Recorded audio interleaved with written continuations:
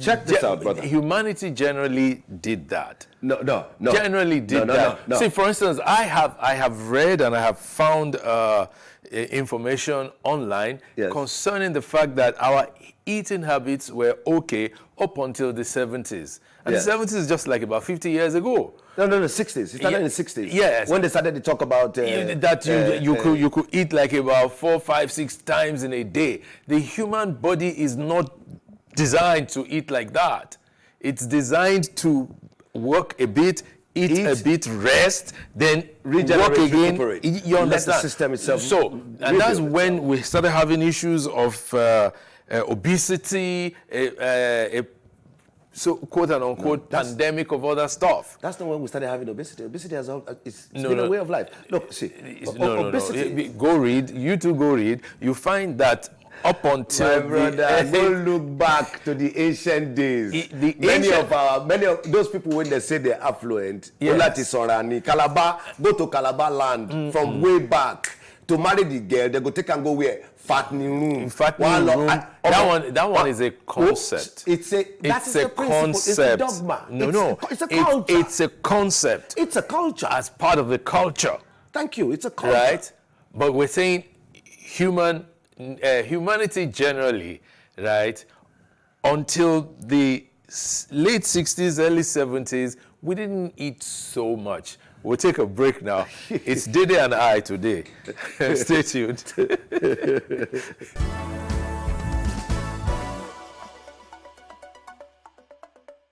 You're welcome back to Timeless Conversations. Dede is my guest. Now, Dede, yes. The things we do off the air is what we're doing here. Very precisely. Right, but that's how knowledge is shared. That's the only way we can do it. Now, as humans, we need to get a good control over what we eat. True that. And the purpose of eating. True that. Then what we even ingest into our system, either by way of drink, eat, or smoke. Or knowledge. Ingestion is multiple. Okay, knowledge. So important. You see, if not for the knowledge cast down, the other will not understand what came before. Yes. Others will stumble across some certain things. And by stumbling, they try to research and find out how and why. Yes, but passed down knowledge is power. Because it gives you a base first to start from. Yes. Now, when we talk of ingestion, I remember that they used to say in those days that if you chop so many discs, cholesterol this, cholesterol that, only for them to come now and debunk all the so-called cholesterol. Oh, yes. And they had made so many plenty money. Hundreds of trillions of dollars from this hoax. Yes. Now, you see, it is the big pharma at play. Yes. When they came with AIDS, they made us believe that it was green monkeys. Yeah. And it came from us as a people. Only for them to come and reveal now that it was from their laboratories. When they came with Ebola, they came with the same talk. Only for them to reveal by themselves that it was from their laboratories. They have now come with COVID. And not to Bewa. What is the intention? Is to see that which can it's biological warfare, biologically eliminate a group of people from this world. Because it is not us that have been doing it, it is them that have been doing it. And they have been using, in quote, wanting to use us as guinea pigs. Waiting they take cure Ebola, for instance. Ewedu, lesson.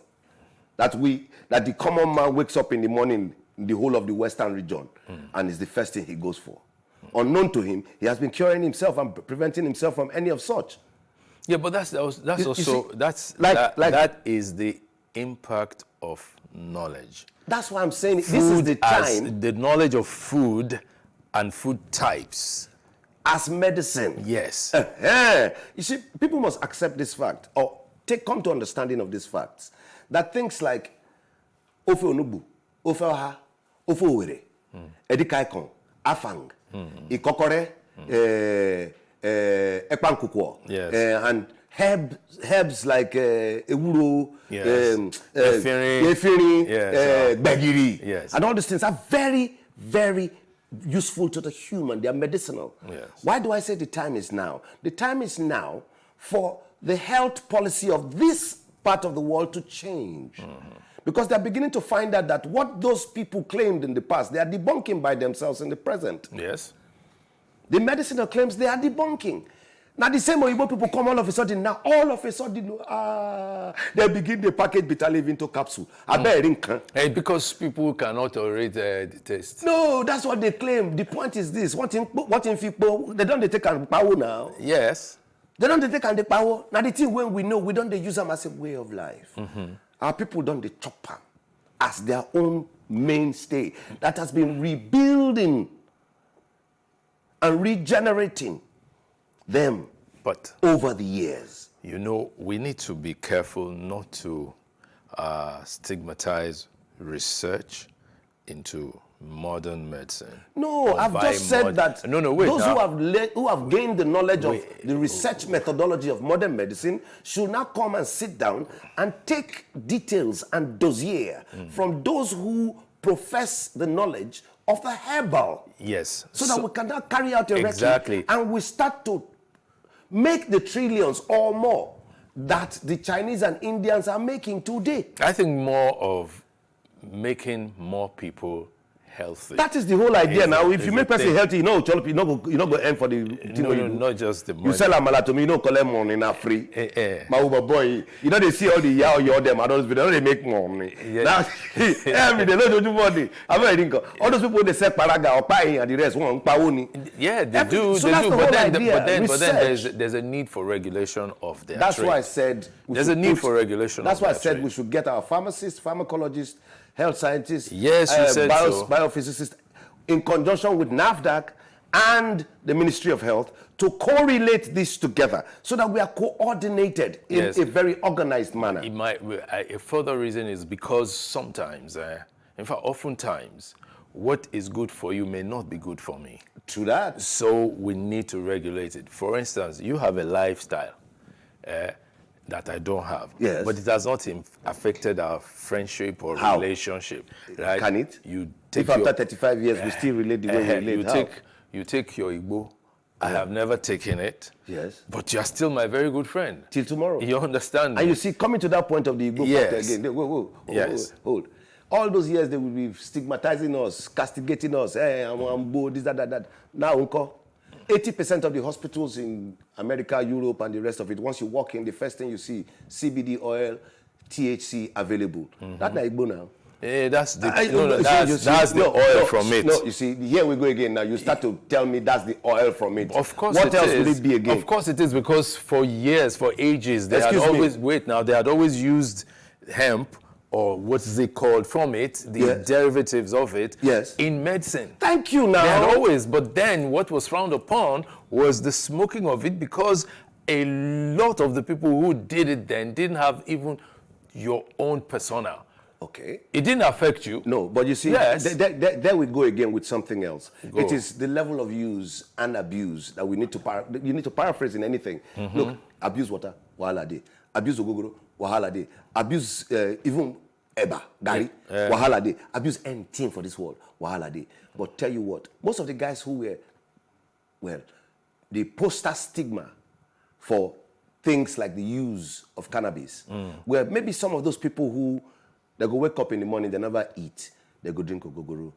Small time friend tell us, say, you go drink stout. Say, give me that because it's free. He drink on top. Then he can't go smoke Igbo. When they smoke the Igbo, go smoke one full big jumbo all by himself. Smoke and finish. Waka go. He never eat.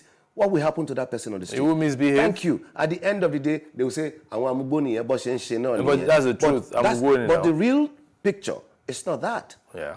Because there are many other paradigms that he had crossed before getting to that last stage, which is the use of the weed. Tell you what, the Jamaicans have always called it the herb. Back at home, we always call it the herb. Which home? Every home. We na didn't herb, call it na herb, but we didn't call it Igbo Nokwe. Kin Igbo. What is Igbo? Herb, the bush.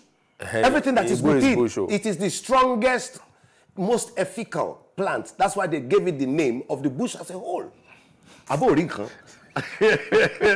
See, come on, is it not amazing that in America, the whole of America is legalized now? No, not the whole. No, Not the whole. most- No. When Not you the have whole. when you have hold on, They when did you have some 75%, parts.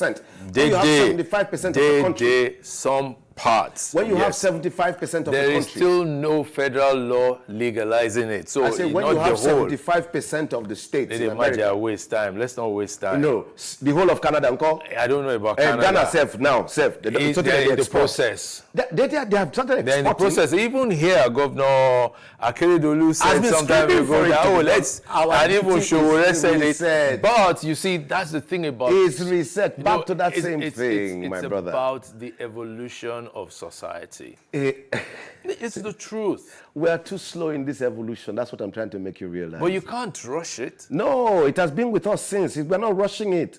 We are saying that this is the time we need to key into what we need. This is where you will get the most natural from. It is curing the world now. They're confirming it, affirming it, attesting to it. So we need to now key in. All our natural medicines, our vegetables are now being packaged. Oh, yes, that's We are true. the ones that should be doing the packaging, is what I'm saying. The Igbota and Soro that we're talking about, they are using it for many things all over the world now. We have the natural bed. Take seed from your mouth. Just remove and throw it. It will grow. So in essence, it is time to paraphrase the policies and principles, because we need to start now building those paradigms that make us producers of the essence of life and living. It is through the things we have as natural God's given gifts, the herbs, the foods. Starts from there. The culture. It's embedded within. The tradition is built within. We culturalize how we build on our own heroes. Instead of flashing everywhere other people's heroes, we flash our heroes. We are building, we are sending the message in. Look, the first African ever to be represented in the height of theaterdom in the world is who? Fela Anikulapo Kuti. And we are not tapping into the resources the way we need to tap into it. The system is supposed to have critically focused on that and done a recce, a proper research on the Fela factor. Its essence, its values, its growth. They're tapping the money from abroad now like no man's business. You all saw how Fela Live on Broadway went. Yes. Money spinner. And they made a lot of money from all kinds of things, memorabilia, from all kinds of things. That would have come home here. To the extent that, well, our people are also guilty, some of our people. They did not allow for our people to be embodied within that, to lead the trend of that. We would rather sell out than sell in. But we need to re-acculturalize our mindset from outward to inward. But what if money comes from outward? You have to go No, there. you can build the essence of letting the outward come with the money to collect the value from inward. That is all I'm trying to say. retain the essence. Retain the essence, because the value is therein.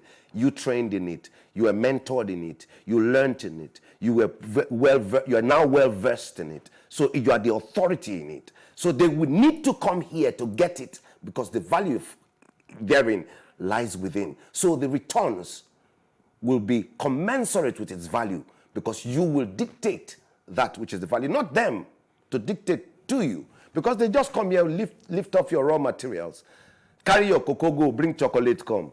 Yeah, but that's because you have not taken the concrete steps towards making it happen. It is not about you no, here. wait now. Wait. For instance, you have a situation where, whilst we were growing up, the imported finished goods wasn't so much in our open markets. We had more industries working in this country then. And the industries were from where? Yeah. Doing what thing? We had industries. No, give me the examples. I'll start coming in for you. We one had by one. industries that were local, producing local products and selling within the Nigerian and West African markets. Give me the products you're talking about. Let's go in. I don't want to go into Yeah, we want to talk about marketing. USC products? Well, USC too. Don't you know what USC is? No, that's historical. Historical? At the point they became indigenized. They did not. They did. No, they looked did. like. No, they did. Bro, Let's- see, when you tell me that something is indigenized, it means it is in its embodiment, its principles, its policies, its dictum, it's local. But when you do not do that, and the last base is Western, then it's not indigenized. No, it is. No, MDs for too many years remained Oyibo to start with. Hold on. Go Brother, ahead. Go look, ahead. Cadbury Nigeria Limited. This is how we always Cadbury did it. Nigeria Limited Yeah. was not remitted. It wasn't a Nigerian fully owned company. Neither was Coca-Cola Nigeria Limited. But then, They all are offshoots of Cadbury International. What I'm trying to tell you is it is time for us to now realize that that era has gone. The era of us wanting to want that should die finally. We should start acculturalizing the present day generation with that empowerment process in the mindset. that era would only die when we stop craving imported stuff. Precisely what we're talking about. Yes. It's not imported stuff alone. You see, look, when we stop not training hours to value hours, it is our responsibility, like you said, and we must always keep doing this.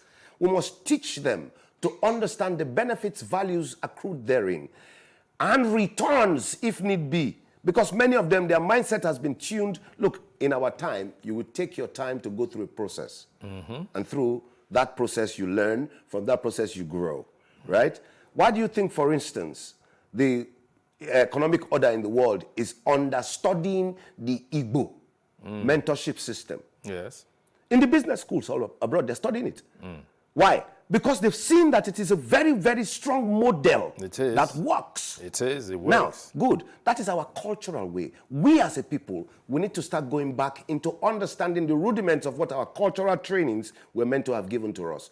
True enough, we talk of interregnum of 40 years of whatever, where they forced by force that we turn our eyes away from that which is ours and focus directly on what we want to feed us with. That time is gone.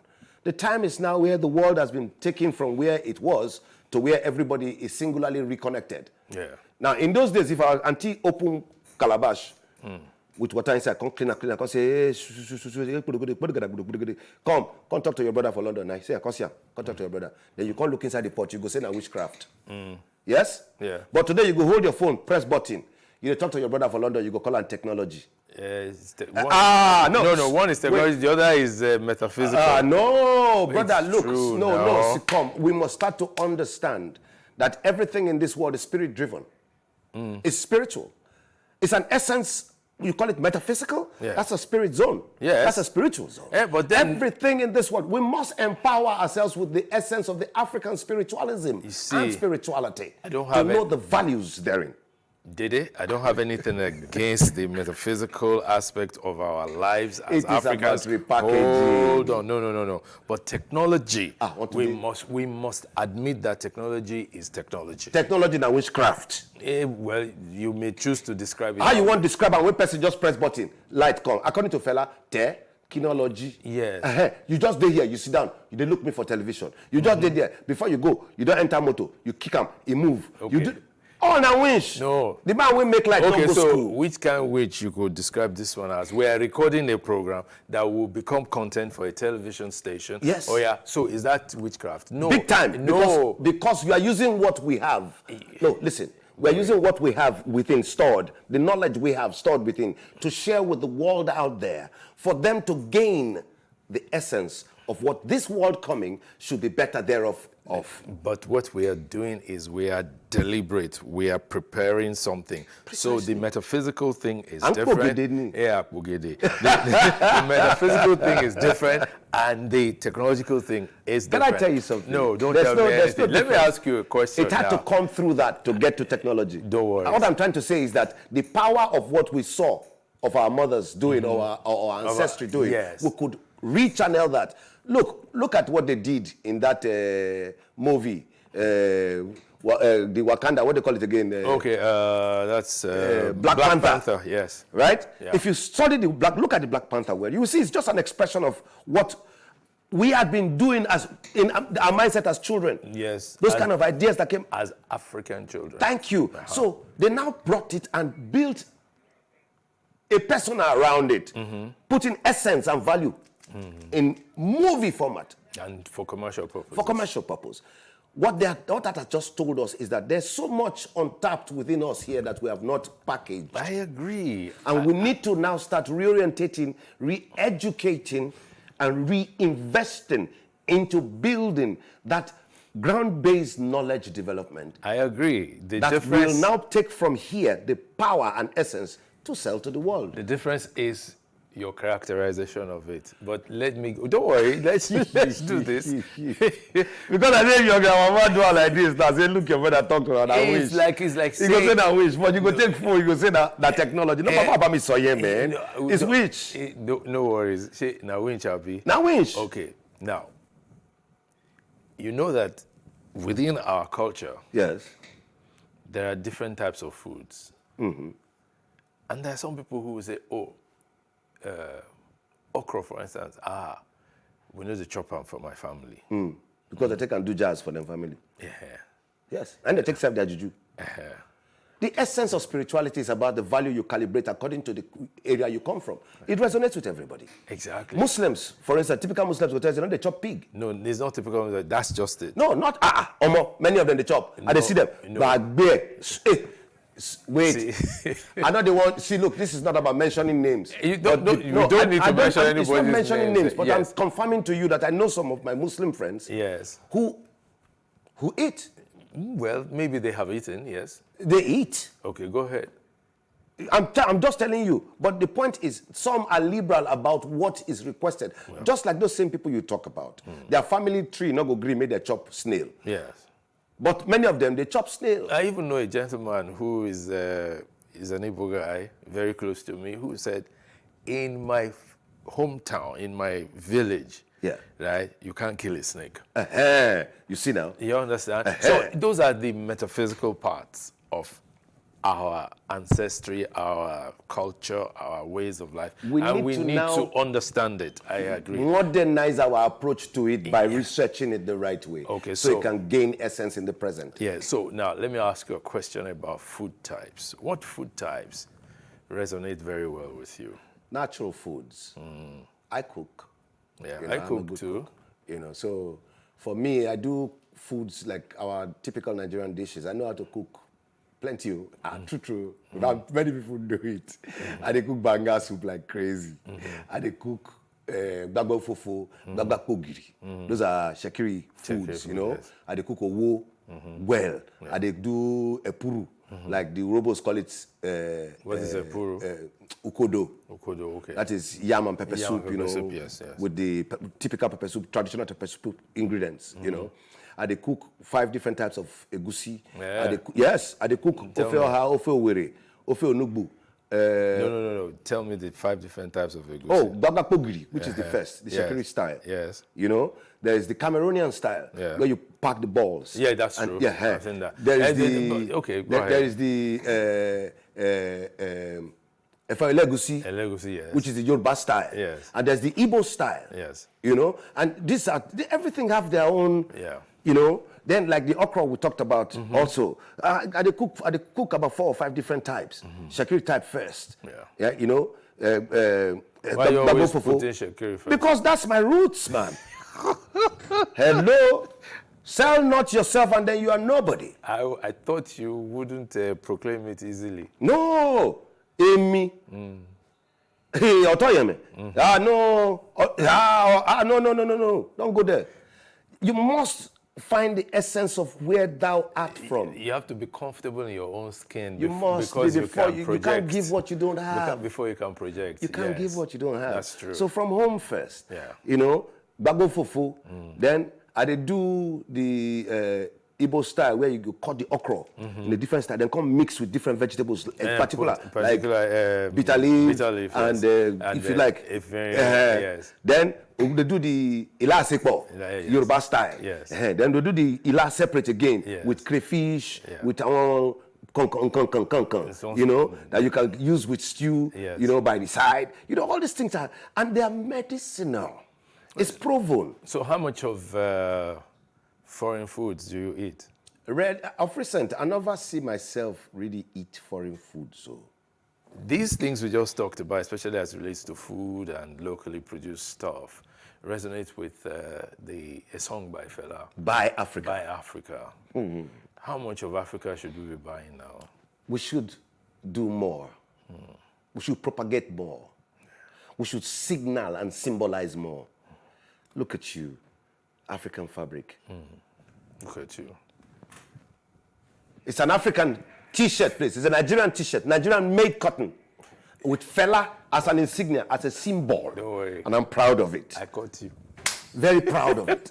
I don't want to join the rest of them. Let me thank you so much. Dede is But you see, let's be frank. Yes. Before you round up, Yeah. let's be frank. I think it is time that the governance, whoever they will be that will come in, will look deeper into what we have so that we start to regenerate from ground up the values we hold. Because through this source, we shall feed the world, we shall heal the world, and we shall show the world what true power means. It's not money, it's value, it's essence.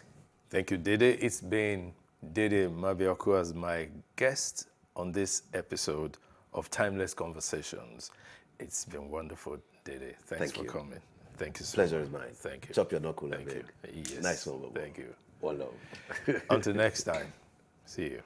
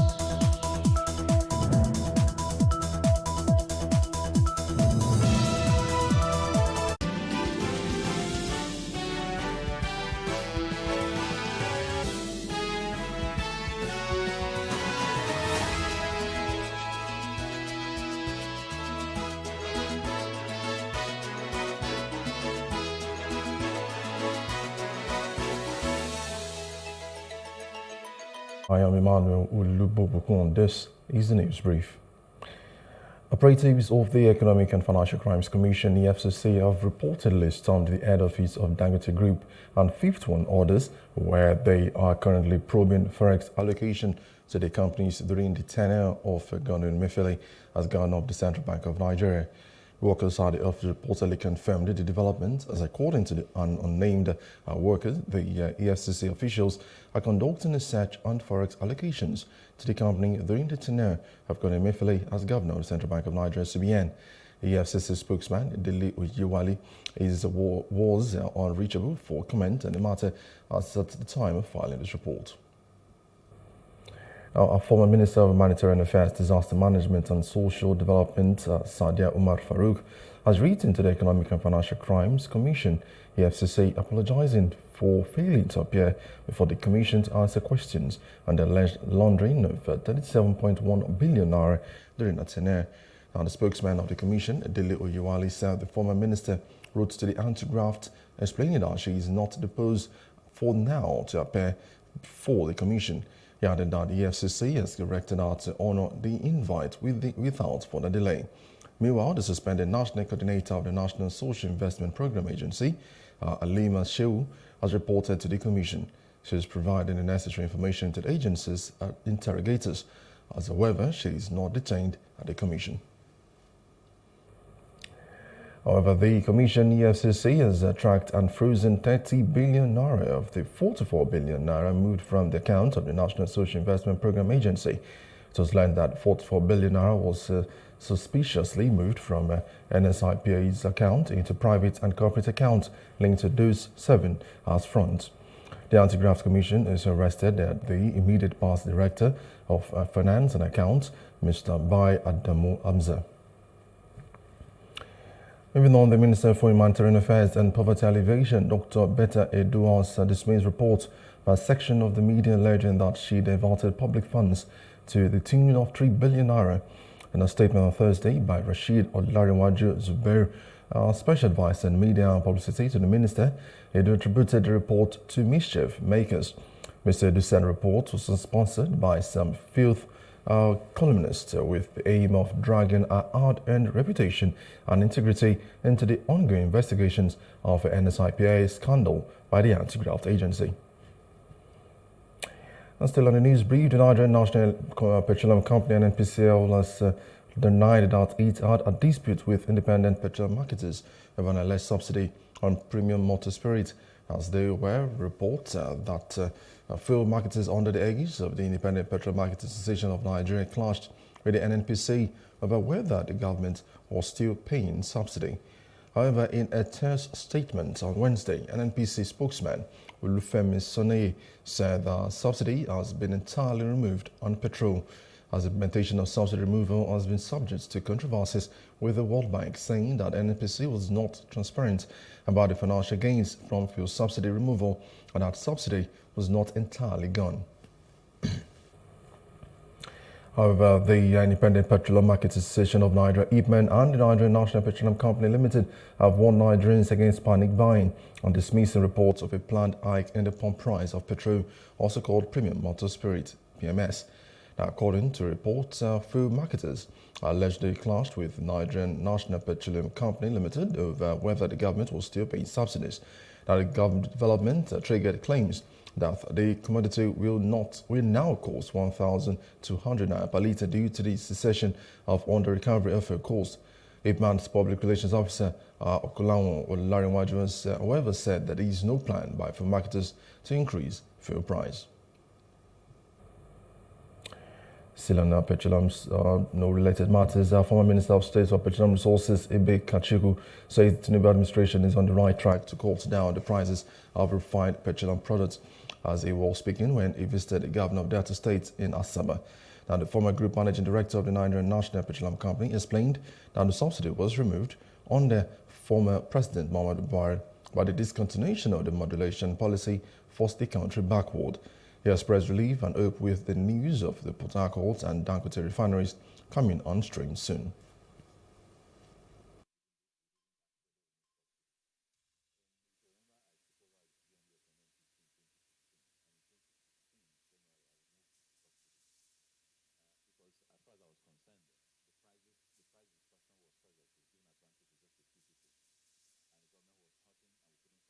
Needs. So if you remember, we did a price increase from, I think it was 90K to about 140 or something like that.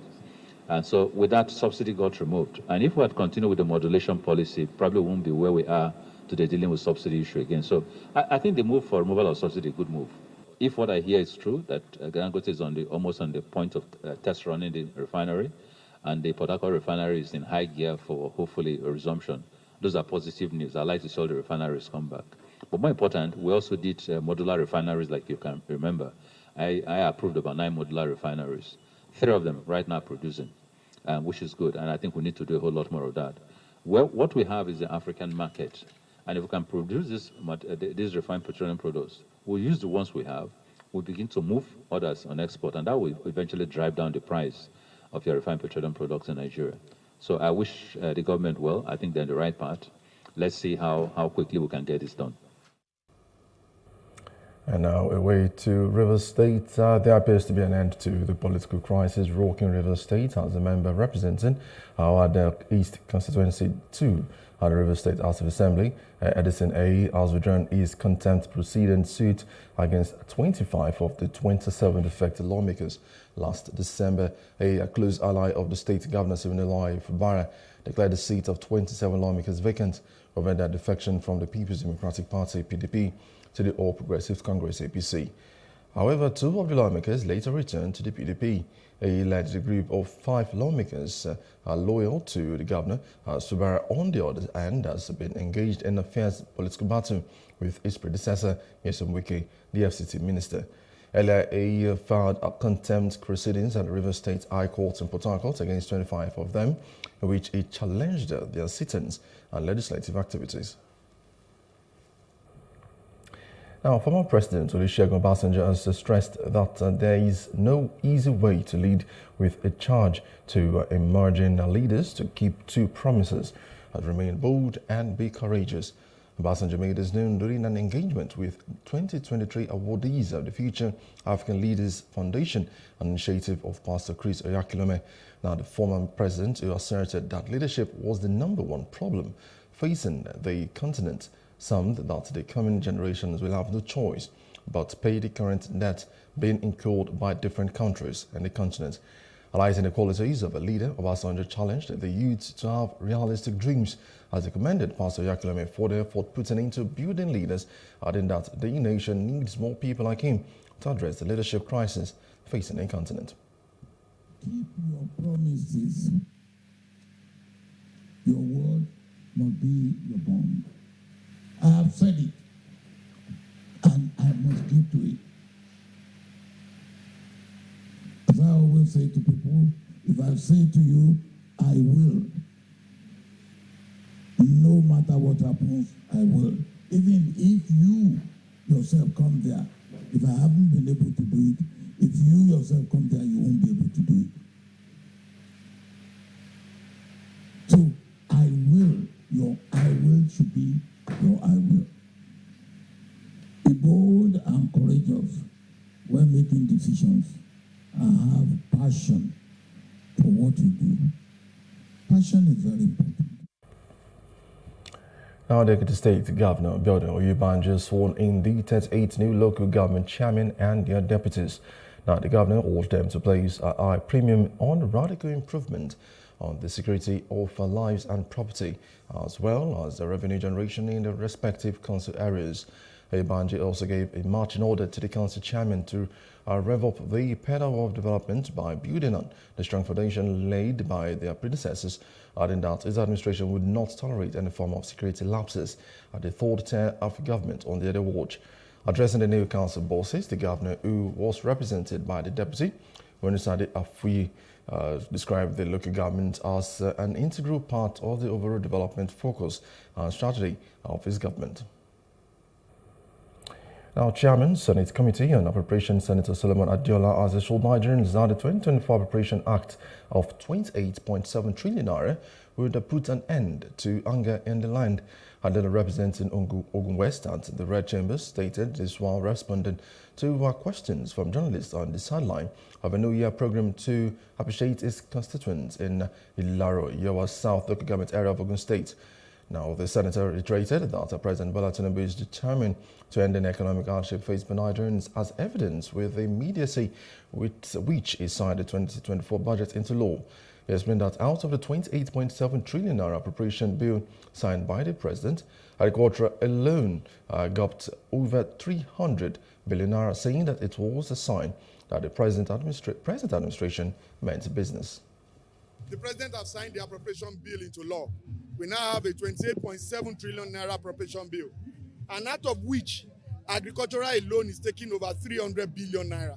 And what that simply means is that the government of the day is determined to end hunger in the country. He will be doing so much in the area of production. He has even, in a way, by proxy, supported school feeding in our various schools across the length and breadth of this country. So able to give us hope and a clear pathway to ensuring that those challenges that we are currently facing are addressed and Nigeria become a better place and Nigeria begins to live an improved life going forward in the new year. The major thing that the government is supposed to do has not been done. The autonomy of the local government is so important. But that's the closest government to the people. And another thing the government is here to do is to talk about out-of-school children. That is adding majorly to the insecurity of this country. You can't leave kids in the streets and expect them not to be a criminal. Now, fresh bills seeking to establish 47 new federal universities in the country have scaled first reading at the House of Representatives. Lawmakers at the Green Chamber also passed for second reading at a total of 56 bills to establish federal medical centers, FMC, in various parts of the country. Now, the bills are part of 962 bills which were passed by the House for first reading in the last 6 months since its inauguration. And the House is also considering various bills to establish about 32 federal colleges of education, 11 federal colleges of agriculture, and 5 federal polytechnics, in addition to the already existing institutions. Now, barely 6 weeks after she was sworn in as the lawmaker representing Kogi Central, Senator Natasha Akpote-Ugwahan has commissioned street lights across the senatorial district. Now, speaking during the commissioning of the project in Adawe, Okene and also Ikei local government areas, the lawmaker assured the constituents of good representation. When I got in, I was short of participating in the supplementary budget, but I was able to quickly get a few projects into the budget. And yeah, so street lights was what we were able to do quickly. But next year, once the 2024 budget is passed and implemented, we'll have quite a lot of projects from healthcare to education, water, and roads, and of course business support schemes. We have quite a lot in line. He has displayed that he has a concern for her people, and the opportunity he has now. He's not just going there to look for money for herself. He's going there to protect the interests of the people of the Kogi Central. And straight to security matters, troops of military joint task force operation Adin Daji have neutralized 10 terrorists in Katsina and Zamfara state. According to a statement issued by OPHD spokesman Captain Ibrahim Yahaya, the feat was recorded in recent dry season clearance operations commanded by the General Officer commanding 8th Division Nigerian Army, Major General Godwin Mukut. Now, he said that combined troops of the OPHD conducted an offensive operation in identified terrorist enclaves at Batsari and Safana local government areas of Katsina State, neutralizing 10 of the terrorists, while others fled with gunshot wounds. Now, tragedy has struck in the Karu local government area of Nasarawa State as a local supermarket fell victim to an armed robbery. Now, suspected robbers attacked the Westform supermarket around 8:45 p.m., resulting in the tragic death of 4 individuals. Now, reports indicate that the gunman targeted customers, indiscriminately firing upon them and claiming the lives of 3 men and a woman. Now, distressed residents expressed growing concerns about the incident, highlighting a heightened sense of insecurity and unease in the state. Around 8:30, I was near my shop packing my things inside the shop. So I entered inside. I started hearing gun, shooting gun up and down. So when I came out, I saw people that the supermarket. As we entered there, we saw dead body, up to 4 people. Sometimes crimes always happen here. It's not this one nice. It's a serious case because these ones just come to kill. They assassinate us. It's not like other ones. Maybe they will come and steal. This one now, it's not to they came here to steal. They just come and kill, not to steal. That is how many steal. But be nothing. Unlike other ones, that's probably we're having. They are coming to steal. These ones now, they didn't come to steal, just to assassinate. They assassinate us. So what I'm saying, government to come and help us and to bring security around these areas. Meanwhile, the Nasarawa State Commissioner of Police, Umar Ndada, has directed the Deputy Commissioner of Police in charge of the State Criminal Investigative Department in Lafia to begin an investigation into the attack on the supermarket. The incident was said to have happened around 8:45 p.m. on Tuesday. We have always taken the issue of security more seriously for different reasons. 1, for the protection of our own people, and 2, for the protection of the various investors that we continue to attract into the state. So that has been the driving force for us when it comes to the issue of security. I started with local training. You know, the criminals are becoming more sophisticated.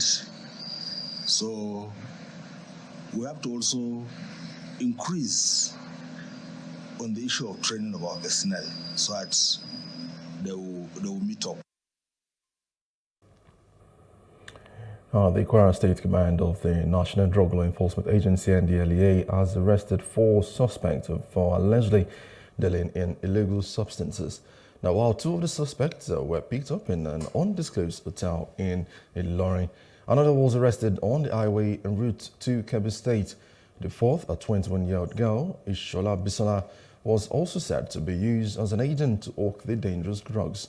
Now, speaking on the arrest, the NDLA boss, Commander Ibrahim Mohammed, announced that the latest breakthrough was as a result of an intelligence gathered during stop and search operation in Ilorin. The youth are the most vulnerable. They are the ones that actually are more exposed. They are more exposed to the risk factors, and they have less of the protective factors in the system these days. I will talk about that. But the usage of drug or illicit drugs cut across all spectrum of life, irrespective of the age and the gender. Now, the Lagos State government has called for the arrest and trial of 6 northern candidates participating in the Nigerian Army recruitment process who claimed to have been indigents of the state. Now, a viral video surfaced earlier on Wednesday showing 6 candidates in the recruitment process who were hailed from Kaduna State, claiming the Gakosofe local government area, Lagos Island Lagos government area, and also Shodi Solo local government area, respectively, as their local governments of origin. Now, by claiming to hail from Lagos, the candidates intended to secure the slot designated to Lagos State indigents. Now, tragedy has also struck for Turutu, small fishing settlement in Igbomoturu, South Ijo local government area, where members of Tantita security outfit in Bayelsa burnt down huts of fishing dwellers. Occupants had to take refuge in the creeks in order to save their lives, as they lost their homes and properties as well. Details in this report. Torutu is a satellite town in Igbemotoru where fishing activities take place. However, it is perceived to be a hideout for oil thieves engaging in illegal bunkering activities. According to locals of Igbemotoru who are protesting against this, said Joshua McIver, coordinator of Tantita Security in Bayelsa, instructed one Friday Jonathan to burn down the area. People from that houseboat there, which is Friday Jonathan, and I think they are instructed by Joshua McIver from Olodama Kingdom. We all know that Olodama is not part of a Igbemotoru Kingdom. If he has contract, let him operate his contract at Olodama side, not by Igbemotoru. And you can see that this area is a fishing port. For long ago, you can see things destroyed. Properties like net and the fishing properties destroyed. Innocent people has been pursued into bush for several occasions, over 3 days. You can see a woman crying over here. Let the government, the federal government, and the state government come to our rescue. Right from the early, let's say, from the early 90s, my father was a timber dealer. So anytime he wants to go to Lagos, he will call me, and then one of my sister that is in this midst, who will go to Dafumotoru. It's a settlement that I know right from my childhood. We will go and buy all these fish so that it will enable my father to go and meet up his customers at Lagos. Narrating her experience, one of the victims said she's yet to locate her husband and 5 children after the incident. Meanwhile, occupants of neighboring fishing camps are leaving the area because of fear. The gunboat and the 6 boat, the 205, now come they burn the place. Now all of them don't run for the bush. Now my small student they for the house. Now they run to now the today now they come. My sister now follow me. Find me to and don't come reach for this place. Bunker itself not day. Now it come burn this place self. And so they suffer.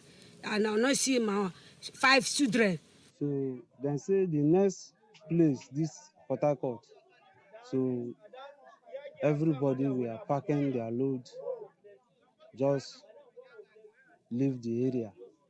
I said that I don't know what is going on, so I have to remain and see whoever want to come and burn the place. So at least I have to ask the person what is the reason why you want to burn the place.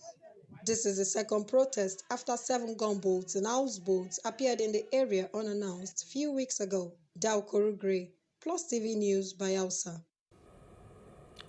And now we move on to other parts of Africa. The African Union has appealed for calm in the Horn of Africa after regional tension soared following contested port deal between Ethiopia and the breakaway region of Somaliland. Now, Somalia vowed to defend against Ethiopia's aggression and also blatant assault on its sovereignty after the landlocked and second most populous country on the continent signed a memorandum of understanding with Somaliland, giving Ethiopia long-desired access to the Red Sea. Now, AU Commission Chair Musa Faki Mohammed issued a statement appealing for calm mutual respect to de-escalate the simmering tension between Ethiopia and Somalia. Now, he called on the two nations to engage in a negotiation process without delay to settle their differences. And straight outside Africa, a Seoul National University Hospital doctor says South Korean opposition party leader Lee Jae-myung, who was stabbed in the neck, is recovering well but still needs close monitoring to avoid complications. On Tuesday, Lee was surrounded by journalists in the southern port city of Busan when his assailant, pretending to be a supporter, pushed through the crowd and slung at him, stabbing him on the left side of his neck with a knife. Now, a court in Busan issued an arrest warrant for the 66-year-old suspect identified by his surname, Kim, who was detained at the scene, the Yonhap news agency reported. Now, after the attack, Lee who suffered a wound to his jugular vein, was also first taken to hospital in Busan, then flown to the capital Seoul, where he underwent a nearly 2-hour surgery. And away from there, moving straight to business, the Manufacturers Association of Nigeria blamed the current business environment for the continued exit of multinational companies, including the latest departure of Jubilees Range Manufacturing. Now, Jubilees Range Manufacturing, once regarded as the largest range manufacturing venture in Africa, has officially ceased operations in the Honor local government area of Akwa Ibom. Inaugurated in the year 2017 by former Vice President Yemi Osinbajo, the firm cited unforeseen circumstances as the major reason for its decision to leave Nigeria. And on to entertainment, Nigerian Afrobeat star David Adeleke, aka Davido, has revealed that his daily prayer is to win the Grammy. The report has it that Davido was nominated in 3 categories at the 2024 Grammys. His 4th studio album, Timeless, was nominated in the Best Global Music Album category, while Unavailable and Feel were nominated in the Best African Music Performance and Best Global Music Performance categories, respectively. Now, speaking in a recent interview, Davido said his prayer is to win the awards. And lastly, in sports, former UFC middleweight champion Israel Adesanya has claimed his first ever MMA Junkie Knockout of the Year award for his second round knockout of Alex Pereira in April 2023. Now, the knockout, which came after an intense leg kick battle in the first round and a more aggressive exchange in the second, saw Adesanya land 2 decisive right hands.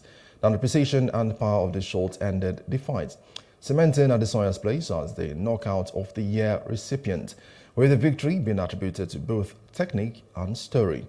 Adesanya's second round knockout not only reclaimed the UFC middleweight championship, but also marked his first win against Pereira in their 4-fight rivalry against a cross-combat sport. Nigerian-born fighter became the 8th UFC fighter to become a 2-time champion. He then faced Sean Strickland on September 10, 2023 at the UFC 293, where he lost the belt in a major upset via unanimous decision, with all 3 judges scoring the fight 49-46.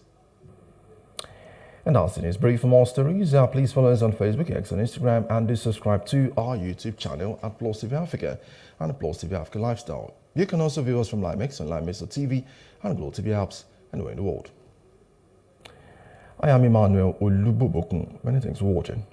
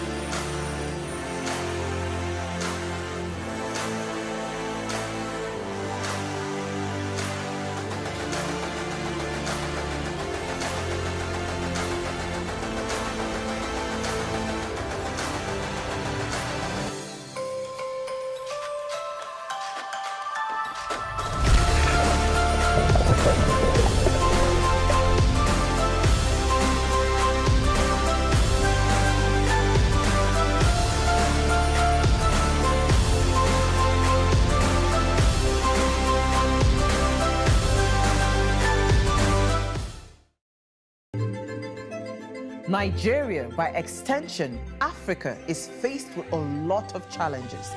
The growing youth population with little engagement, that is a ticking time bomb. We are a blessed people with diverse culture and highly cerebral minds who have a lot to say.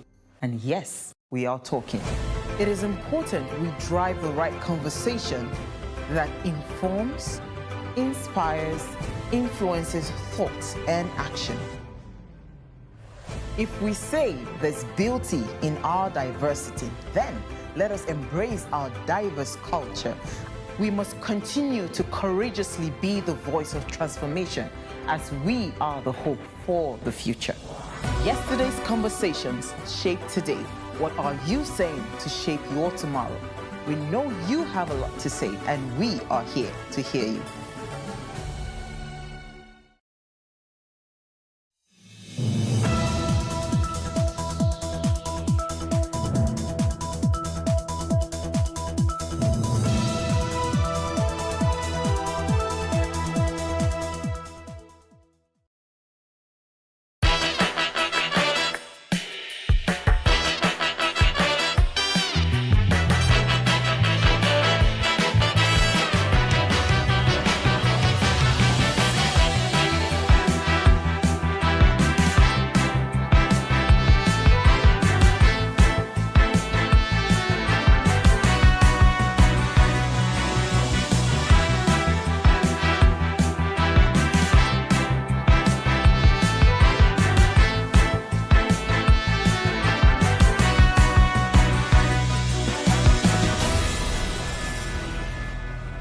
Hello and welcome to What Are You Saying? #Ways, where we talk about topics in the news as it affects us all. I am Osaiwa Mesale. Hello, Sandra Eze. Hello, Osaiwa Mesale. I've missed you. I have. Same here too. How have you been? Happy New Year. How have you been? I have been good. It's been a busy holiday, and I'm not going to complain because apparently you know the whole story. I spent a long time away from work. I was in Abuja, and it just a lot of things happened. So getting back into Lagos, adjusting. She's now the city girl. I'm a city girl. You're on radio. Yes, I love that. I am. Congratulations. Thank you. I started out on radio actually, and it's like I've come full circle because radio was the very first place that gave me a chance into the media. To hear your voice. From there I grew to TV and film and all whatnot. So it's like full circle. And I'm definitely grateful for that. But also the fact that I'm going back to working every single day. Also, I have a film production in view. We're starting production very soon. So it's a busy season. I'm happy. The year is looking good so far. 2024 is good. I'm super excited. I'm super excited. How are you? Well, Chief Madam, make we not talk. See this one? Forming humble, modest anyhow. Jesus has taken the wheel. That's all I can say. Okay. But well done so far. I know a lot of things you're working on, even though you can't talk about it right now. My darling, the Lord is with us. We have Nama Fanya. Hello, Mama. Hello, ladies. Hi, Happy New Year. And I guess Sandra got the memo. It's blue all the way. No, I actually did. I'm actually wearing blue. Where is it? Oh, yeah. This is actually navy blue, and I wear your color of your glasses is the exact color of my shoes. So don't worry, we all got the memo. Oh, yeah. Okay, everyone got the memo then. The blue Thursday. How are you, Nama? How are the children? How is the weather? I am well. I am standing in 2024. So it is an awesome, God is with us. Let me put it like that. Yeah.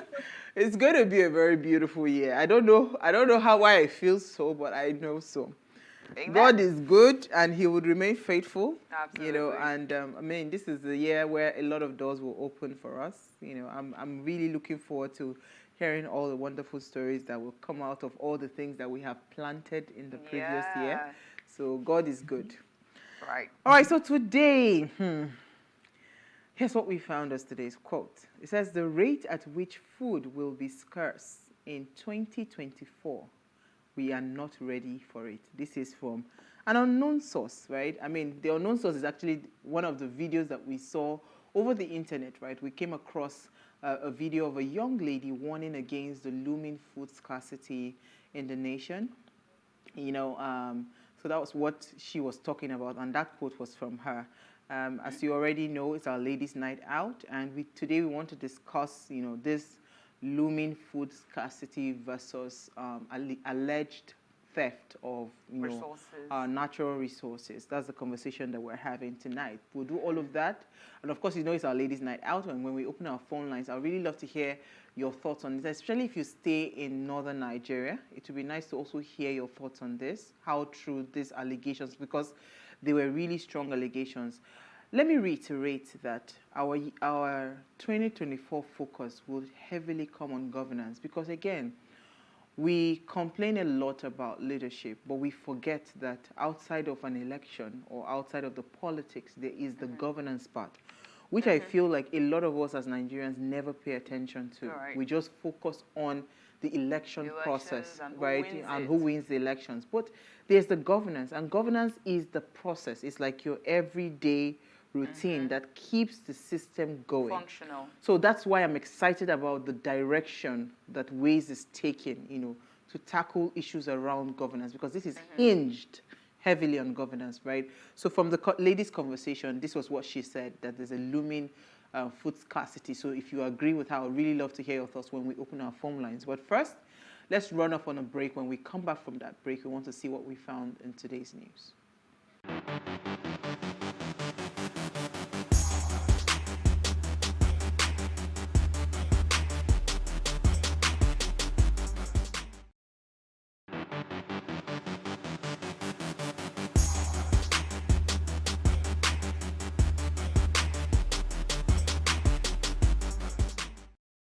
Thanks for staying with us. Now, today is, I think, International Braille Day.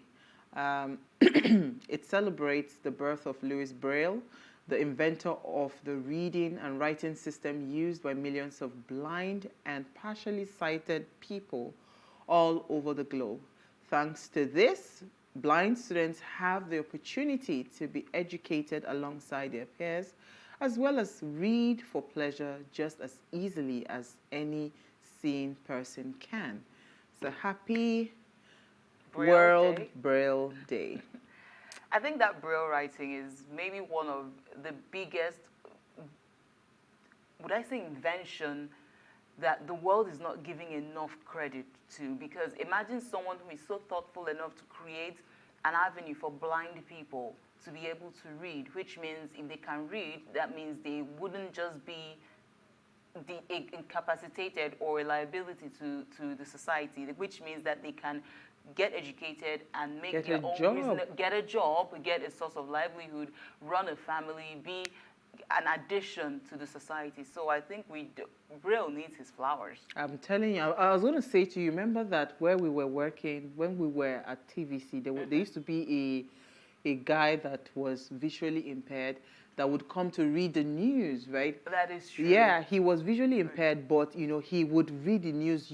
Like, literally, if they don't tell you that this guy cannot see, you would never know. And that is because all thanks to the Braille. Yeah. They're able to earn a decent income. We're talking a newscaster, there's Cobams, there's so many people, that have just been able to live their lives as regular people just because some invention, brought, gave them that access to be able to do that. So but really, that Braille writing remains the biggest mystery of the world. In fact, because even me, I don't know how they say they do it. How are you making sense out of a couple of dots that I'm telling you, even look Unoma, like have you ever tried to because I have tried, I've attempted, the sign language, I understand it.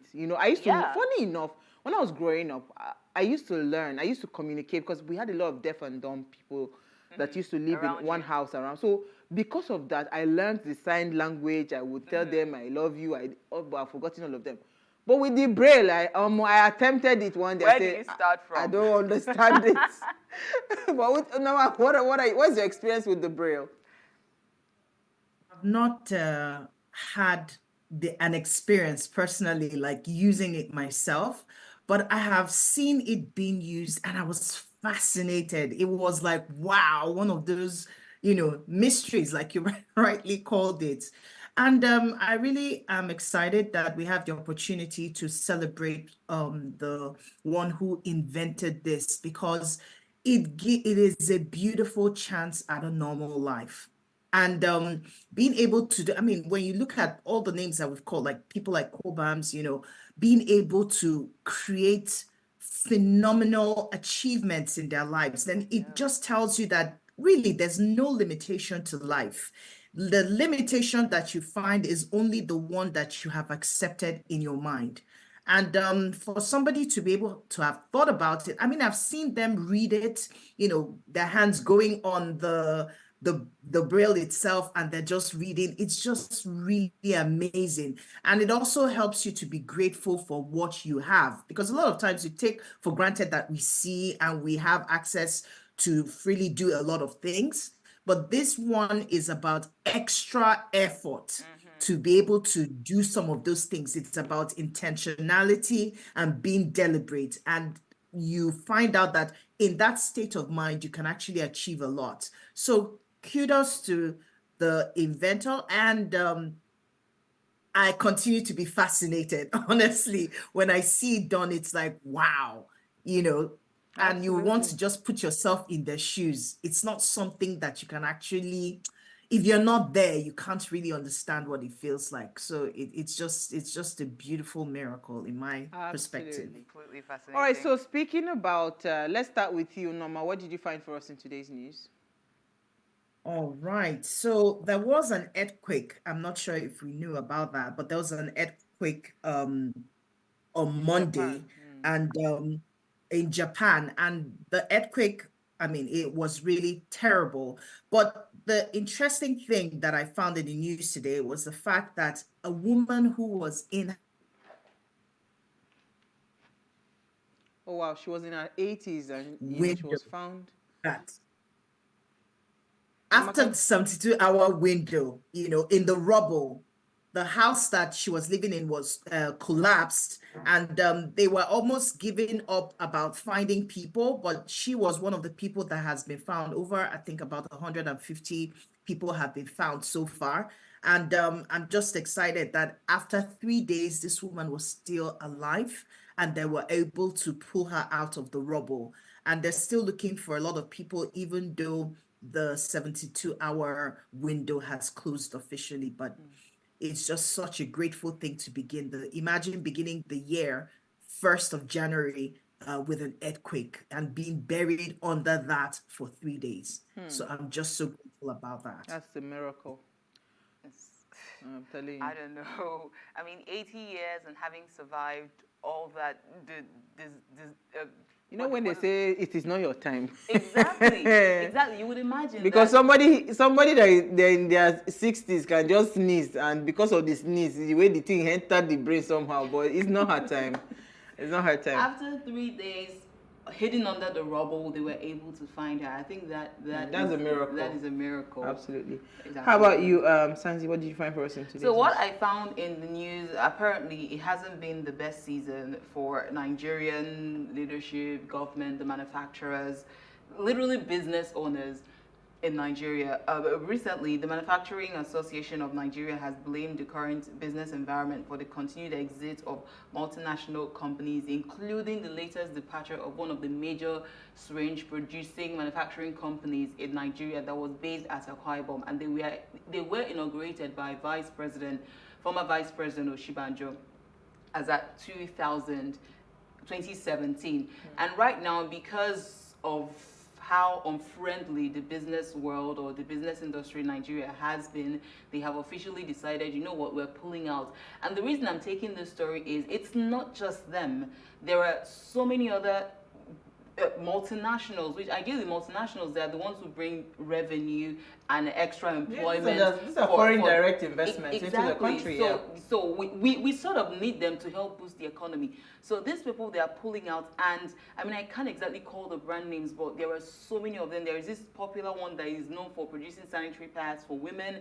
There is this one that produces toothpaste. There is one that is known for the headache medication that the average Nigerian just goes to. So these are and there is even in oil and gas, there is one of the major oil dealers that has also pulled out. You know, and this all happened between 2023 into 2024. And according to reports, more people are looking at exiting. And so President Tinubu has been in power for like 7 months, and it's like he just triggered this exit. So we're sort of at a place where we're thinking, what is the way forward? You know, because even some Nigerian companies, this one is not multinational again, some production companies that were founded in Nigeria, in Ondo State, in Ogun State, some of them have moved on to start production in Ghana. So now they're importing or exporting, what's the word? they have now become, they import into Nigeria. You know, I think it's not encouraging. And also looking at the fact that each time President Tinubu makes his speech, the New Year's speech, he was saying, oh, Nigeria is ready and open for business. And it's like you have a different script, but the reality on ground is saying something completely different. Absolutely. You know, absolutely. So I mean, major supermarkets shut down also last year. They sold off, and you know, they exited the country. It's a tough place to be, and that's why, you know, when I saw that video of the young girl when she was talking about it, I thought it was worth for us to have that conversation, you know, as we discuss more tonight. But I just wanted to quickly take my story. I don't know whether to laugh or to, if they can find my video. You know, there's a young boy that was going to be sentenced. You know, I think he appealed for bail, and he wasn't granted bail. Or more, yeah, that's the video. It is the diving.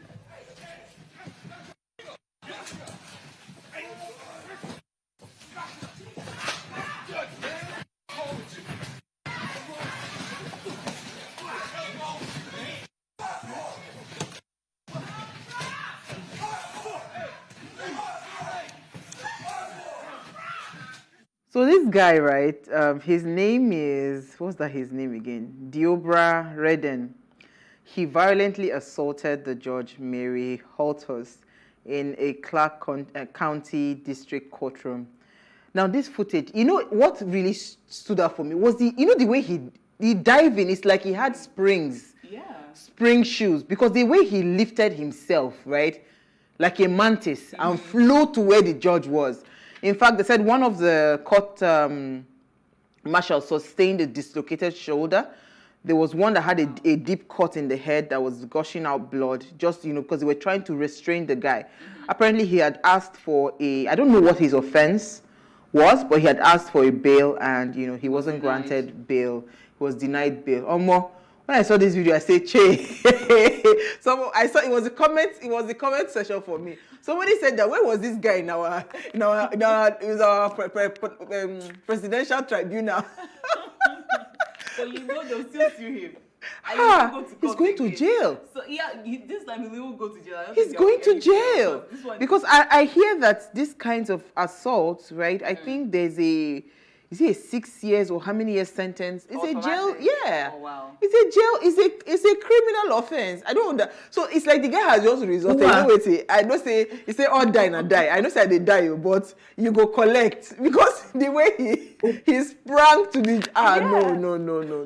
And it's sort of a mantra for, I think, Nigerians today. Like, if you do anyhow, you go collect. Yes, I say this year, no grief for anybody. It's like, there was an unknown community meeting that happened, because all over the country it is the same slang. Yeah, so he said if you do anyhow, you go collect. No grief for anybody.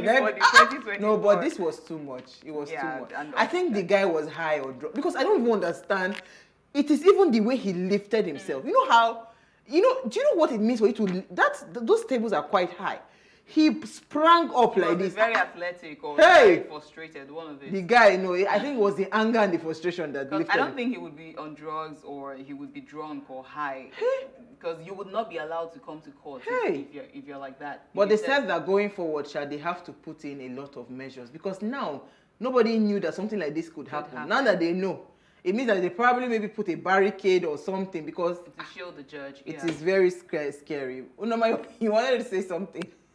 Yeah, I think for me, the sad thing that I even realize is that he is even black. Yes. So we continue to, refine and define ourselves as Black people and in our behavior. You say, I've come again, Madam Polish Coach, but I don't know. It's just very disheartening to realize that we continue to be in the news for the wrong reasons. And it's just very sad for me. Absolutely. All right, so we'll take a break now. When we come back from that break, I want us to discuss the looming food scarcity and the alleged theft for, what's it called, our mineral resources, especially up north. Stay with us, we'll be right back.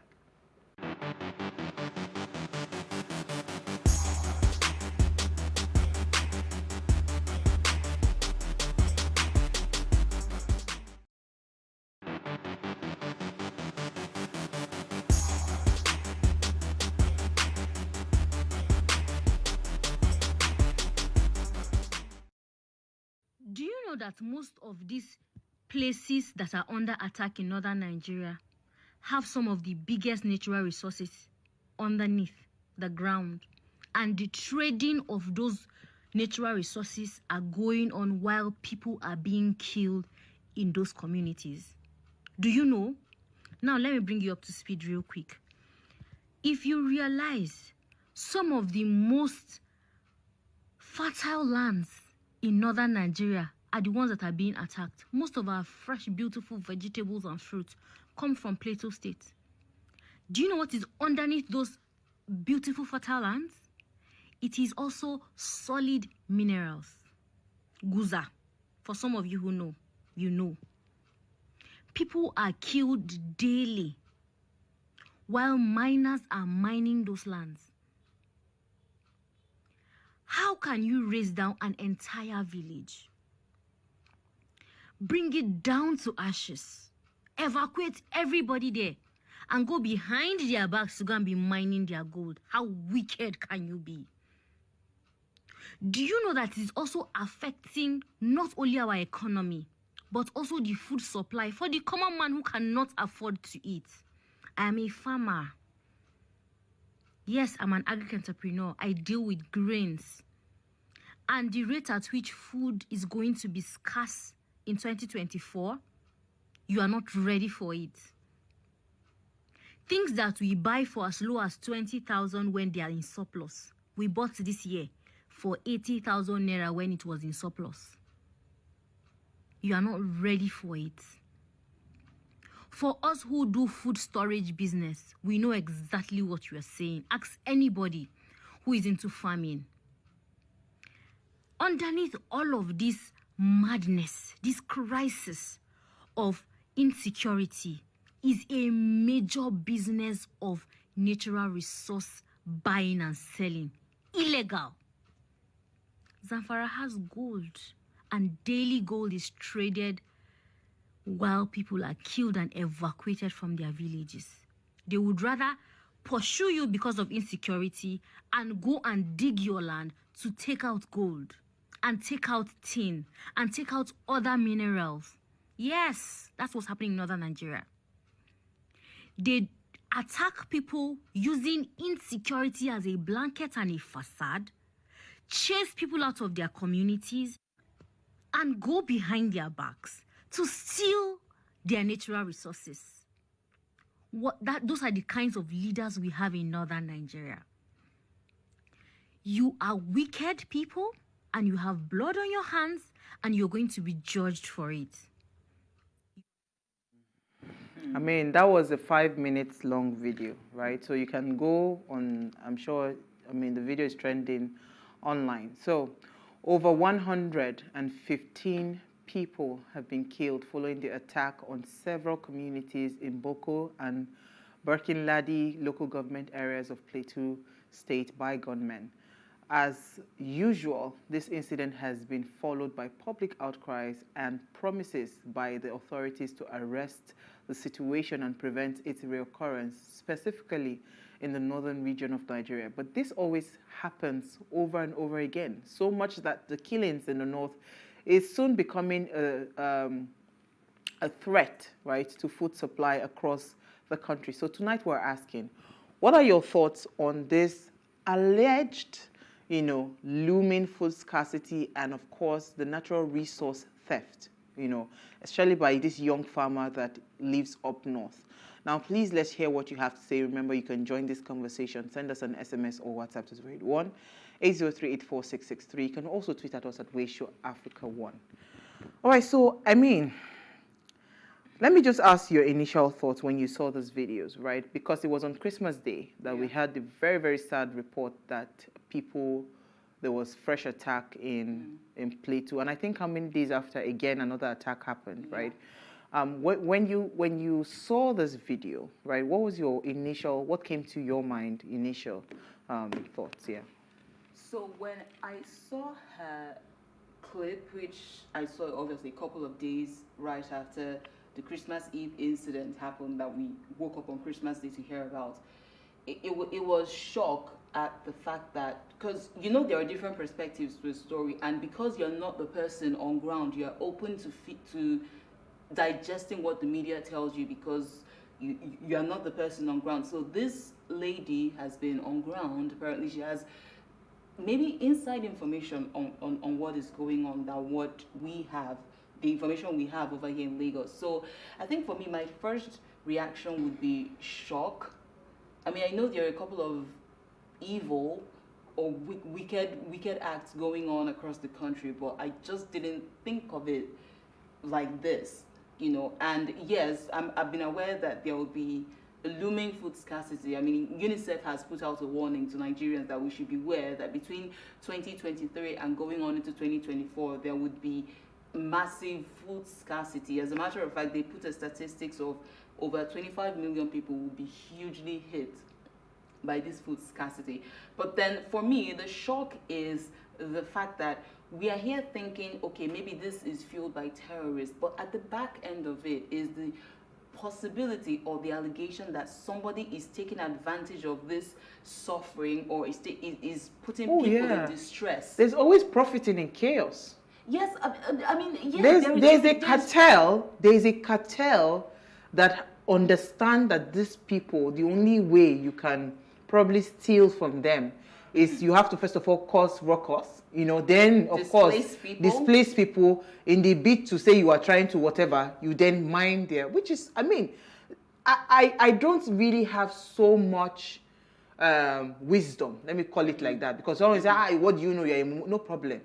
But I know for sure the fact that we have not solved the problem of insecurity, especially in this part of the country, it means somebody is heavily profiting from it, or some people are heavily profiting from it. It's the same thing with Niger Delta. Yeah. Do you understand? You cause a lot of chaos and you're stealing the oils, right? So and right go now, ahead. the death toll has actually increased from 115 as of the reports this morning. The death toll, we are looking at over 200 people that have been discovered killed, and then hundreds of homes burnt and displaced. You know, and I was reading up and I found that this just drama or this constant attacks in communities in Plateau State has been going on for as far back as the 90s, 1997 Yes. or thereabout, moving into, so over and over again there's like periodic attacks. And right now it seems as though they have graduated from Plateau State to most of the middle Belton states. There is Nasarawa State. I think a part of Nasarawa State was attacked. There's sometime, Zamfara. yes, There's Borno. sometime 26th, and then Niger too. Niger State was attacked 29th. Buhari area in Abuja was attacked as well. So the question is, and also, so I remember when in Abuja I was having a discussion with someone who is pretty much high up there, and he says that literally every rock you see or every mountain you see around this territory is sold. It's money. Because there are minerals there. And I'm thinking that is a little too selfish for you to want to be so indifferent about people's lives just because of wealth. You'll be shocked. You'll be shocked. Let me hear your initial thoughts, Norma Ifeanyi. When you saw that video from the young girl, what came to your mind? Well, I mean, this is something that I'm praying that quickly enough that a solution is going to come, because where my thoughts went to are the children. Children are the most vulnerable people in society. And UNICEF as well has said that over 6 million children are at risk. 6 million children who are under 5 are at risk of mortality during this food scarcity situation. So that for me was the determining factor as to what needs to be done as quickly as possible. Because if we're talking about, I mean, it's not like adults are not important, but children are vulnerable. So if we have 6 million children who are at risk of dying out as a result of food scarcity, then I don't know, the government, the authorities, something needs to give in this situation. For me, that was where my heart went to. If adults are at risk, what is going to happen to children? How are they going to survive? And how are they going to be able to go through this process of having no food? Things are difficult as it is already. Education is out of the way, because where there's insecurity, who is going to school? Who is going to school? And then their lives are threatened because there's nothing to eat as well. That in itself, if it does not prick the conscience of the government or the people in authority, then I don't know what will. At least I think for me, that was where that's what my head is trying to wrap around as to what can happen to save children in this crisis. Okay, so I just wanted to list a few, based on these allegations, right? It's important for us to understand the kind of natural resources that you have in this region. So for instance, in Plateau, these are some natural resources that I had my intern check on for me. Barite, bauxite, clay, cola, kaolin, zinc, marble, molybdenite, pyrochlorite, salt, tantalite, tin, and wolfram. Now, there's another resource that some resources that you find around Zamfara area would be iron ore, gold, chromate, granite, clay, limestone. So if you check some of the uses of these natural resources, right, there are things that you use to make paint, rubber, fillers. Yes, I mean, they are good for brilliance, clarity, some chemical industries use them. You know, they are abrasive, cement, you know, different seal and seal for petroleum. You know, there's, of course, you know what clay is used for. Yeah. Cola, you know what is used for. Kaolin is for like taking out, absorbing toxins from the skin. Of course, everybody knows what the value of gold right now is in the market, right? And, you know, I looked at the allegations and I say that, see, there's some level of truth in what she's saying, right? Because go and check.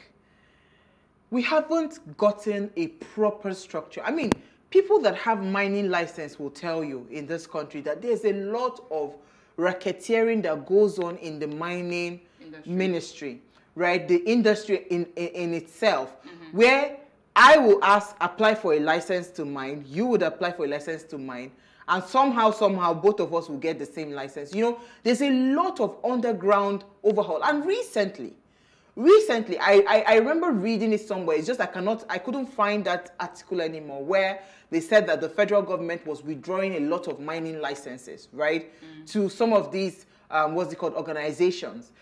I've said this thing several times, and I'll say it over and over again. For us to be able to move forward in this country, we cannot have a centralized system that caters to the resources of each state. We have to find a way to decentralize control, that every state has power to be able to mine. Because now, for you to be able to mine anything, you need to first of all go and get an approval and a license in Abuja. You don't need to do all of that. Because if we decide to say that we want to solve this problem, right, if it is true, which I strongly agree with this young girl, that there's a lot of theft going on, because if not, why? It is so senseless. It is a baseless killing. Why do you need to kill people? Do you understand? There must be something that you want to take from those people. It's just like even when I was growing up in Kaduna, and I remember that the I've said this story several times. Our house was a close, just 3 houses. Our house, there was a Kaduna State indigenous house, and the northerners, they live in like a block of, their own kind of style of house. Our house wasn't burnt, but they insisted on burning that Kaduna State indigenous house. Why? He's a farmer. He had massive farmland. Do you understand? So the target was not so much about him. The target was to find a way to displace him or kill him so that they can take over his farmlands, because he had an expanse. Yes, he was a farmer, so he had expanse of land. So that is why I would tend to want to agree with what this young lady is saying. And if the government is actually serious about fighting this crime, first of all, give control to the states. Let them be able to manage their territory. Do you understand? Let them control all their resources so that whatever resource comes, they'll be able to fund their, their security personnel to be able to cater to the security and secure the parameters of each other states. But you're not doing that. You're not even, so there's a lot of things going on. I've said it that in all of these things that is happening, killings and all of this, some people are profiting. I remember there was a story, I think about just before Jonathan left power, there was a story that came out that one of the JTF, JTF person bought a house in Banana as a den for 400 million. Where did you get the money from? And you're supposed to be part of the people that are supposed to be securing, you understand, and fighting against insecurity and Boko Haram and all of those people. So people are steadily profiting from this, and they don't care. What is even worrisome now is that, okay, yes, so we've allowed you to profit from this. What is happening to food? Farmers cannot go to their farm. I remember several times they were complaining of how they were being attacked, they were being killed, they were being kidnapped. Then there were some that were saying that if you want to go and harvest your crop, you have to pay. Which is Come really on. sad. And the fact that, yes, there has been predictions, not just for Nigeria, but globally, that the world is looking at food insecurity. But I think for Nigeria, we have the perfect climate. We have no excuse. Have everything, and we have food at our beck and call. The only thing that is a challenge to food production is insecurity and terrorism, and the fact that people would do that. Now, about what you said, decentralizing power from, I like what Minister of Interior is doing. The fact that he's like, we don't have to bring all the attention to Abuja to come and change marriage certificates and change of name is not needed. I like that. I applaud him. However, I think, just like you said, we should do the same to things like maybe state policing or letting the governor manage the resources of their territory. However, most people would argue that a major disadvantage of that would be you could be looking at autonomy and the fact that, yes, you're no longer dealing with the federal government directly now, but then the governors can also twist and turn it a certain way. So there's this issue of everything should be built on structure. Everything should be built on structure. And let me tell you something. All these excessive states, if they say there's a state today that the state does not have natural resources, join the other state, because even this our thing that we did, I really don't buy the idea of us having multiple states. Do you understand? We have 36 states and a federal capital territory. How productive are some of these states? They don't have anything. So everybody goes cap in hand to Abuja. You can't say they don't have anything. No, some of these states don't have. They don't. Do you understand? So I think Nigeria is such a blessed nation let's that take there a are break. We will open the phone line. I want to know the one that you think. I'm saying there has been some arguments that if we told that line, some people don't have natural resources. Do you understand? And I'm saying if you don't have, join the people that have. Must you be governor? Let's take a break. We'll be right back.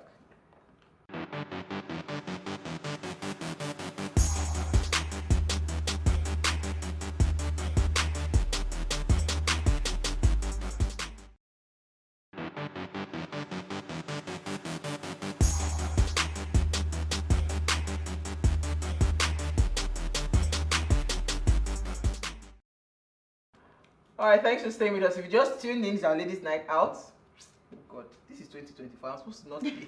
I'm not supposed to be vibrating. It's the 4th of January. It's governance. We're still adjusting. All right, so we're discussing this looming food scarcity. It's really, really worrisome, right? And of course, the allegations around natural resource theft, right, that we have in the country. Now, please, let's hear what you have to say. Remember, you can join this conversation. Send us an SMS or WhatsApp to 1-803-4663.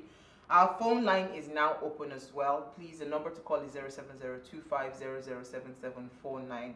That's the number to call. All right, Norma, let me hear your thoughts, because I think you wanted to come in when I was talking about states, Say that. I think, and it still boils down to what we have continued to talk about, the level of governance.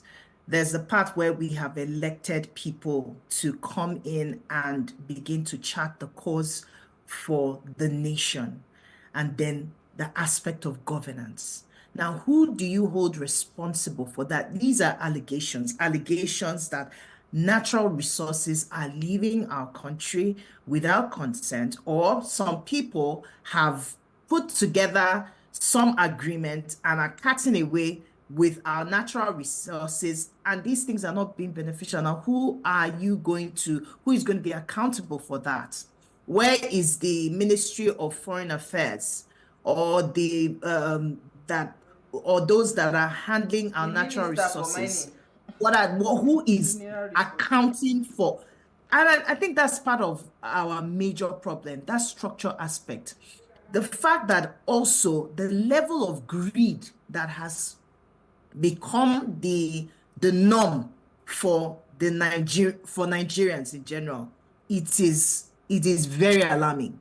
So everybody's thinking about themselves. There's so much lack of humanity in our thought process. Funny enough, I was having a conversation the other day with someone, and they were talking about an opportunity that came just in the football aspect of things. And these countries were busy negotiating different packages for their country. Oh, you're coming to come and invest this and that in our country, so amount of years.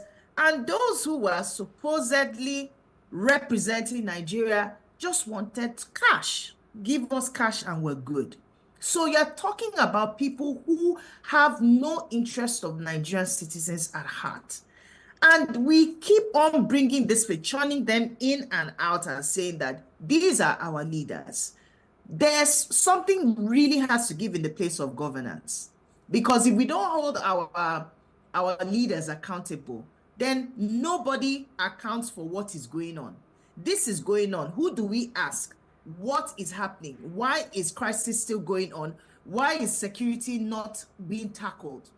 But like you rightly said, because a number of people are benefiting from the chaos that is going on in Nigeria, then it is not our business.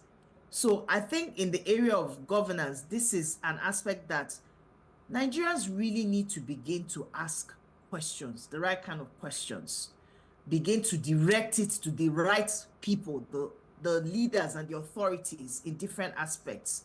Because if we do not wake up to the realities of what is going on, like the lady said, I think I watched the full version of it. She said, don't think that because it's happening in the north, for example, it's not going to come down to the east or to the south. All of the areas in Nigeria are being affected by the situation, and we're all going to be affected one way or the other. No, but it's already happening, Unoma. It's already happening because as it is now, right, there's a lot of first of all, there's a lot of hike in food prices, right? Because again, the produce have reduced drastically. Yes. Yes, because again, the farms have been affected. Absolutely. Farms are being affected, so the produce has reduced drastically. So it's already happening, So and this is where I feel like, governance should have a bit of humanity in it, because this conversation is not what is happening in Japan, that is a natural disaster that has gotten us to where we are. This is completely human. You understand? It is completely human, because if we were dealing with heavy weather conditions like what they are having abroad, with blazing, what's it called? Blazers with cold, snow? Or is it the fire that always happens in Australia, that you just have fire burning all the farmlands or whatever? Wildfires and all of that. We don't have the earthquakes. We don't have any of those things, right? So if at all anybody should be talking about food scarcity or food insecurity, it is not a country like Nigeria, because for every land in this country, if you put in something, I remember behind my father's compound, we used to plant corn. We will plant and it will grow, right? Like literally, there's no place in Nigeria that you will not put in a seed that it will not bring forth something. That is how blessed and fertile our lands are. So if we're having issues and we're saying there's a looming food scarcity, then it is not it's not what the globe. Yes, there is a Russia-Ukraine war going on that's affecting food scarcity in other places, but that is not the case in our own. It might affect seedlings, yes, because I know others who will argue that some of these seedlings will bring them out of. But I'm saying that even within the shores of this country, if we will just deal with the issues of insecurity, it would go very far in how we can protect ourselves. And it is just having humanity at the back of governance, where you think like, okay, because Sanzi is my citizen, she cannot go to bed hungry. She needs to feed, right? So you think like that, and you don't watch any Nigerian go to bed hungry. If you think like that, we will not have the problems we're having. You will solve this problem of insecurity, because again, it is not you and I that are going to go and steal gold to sell. It is not you and I that are stealing natural resources to sell. Right. These people are the people that they have the yam, they have the knife, they control it. It is not small people that are in these cartels. These are powerful people. They are powerful people. These are people that control resources. Which brings me to ask the question, yes, you said something about governance and them being in touch with the people. Now, the fact that this same crisis happens over and over again, it makes me raise the question, like, is Mr. President really in touch with the realities of what is going on? And I'll tell you why I'm asking this question. If you listen to his January 1st speech at 7 a.m., amongst every other thing he mentioned, yes, he acknowledged inflation, 28% inflation, and every other thing he said, and there was a lot of we're hoping, we are renewing hope, and we're hopeful. Yes, I get that. But the easiest thing for him to have done during that speech was to point out that Plateau people, I am aware of what happened. He never mentioned it. It was as though it never happened. This is your very first live yes, Vice President Shettima may have, put out word and gone there to visit, but you are the president of the country. It matters a lot that people feel that you can see them, that you can hear them, and that did not happen. So which raises the question, is information being filtered to them? Because somewhere inside of me, I find it difficult to believe that you can actually sit down and watch people suffer and not be bothered to do anything about it. So the question I'm asking is, the information that is passed down to Mr. President by his aides or whoever, however the hierarchy or the functions goes on in the Aso Rock, do they filter the reality of incidents going on in Nigeria? This conversation around information, you see, if you had brought this argument years ago, I would buy that argument. Yeah. But the truth is, come on, we're in the age where from your phone, literally, there's nowhere the president wants to go to. If it is television, people are talking about it. I mean, a lot of media houses talked about Plateau State, right? So it was very, very insensitive, right? And this is where I think it was even Uti that was saying it, that, whatever it is that are your media handlers, right? This is not the time for you to pretend like things are not happening. People died. Or surround yourself with psychopaths. Do you understand? People died. People are still dying. So this is not the time for us to pretend. And if now we want to add hunger to this, tell me what will happen. It means the insecurity will triple. So I'm saying that we are already where we are, right? You are now in positions of authority. Let us do what is right, even by the face of God. Let us, forget that Nigerians, you don't even want to do anything right by them. Do you understand? The person that brought you to this world, do what is right by them or by him, right? Because literally, right, it does not make any sense that if people are talking about food, Nigeria should be talking, because we have no business with scarcity. If we had a proper governance structure, we have no business with scarcity.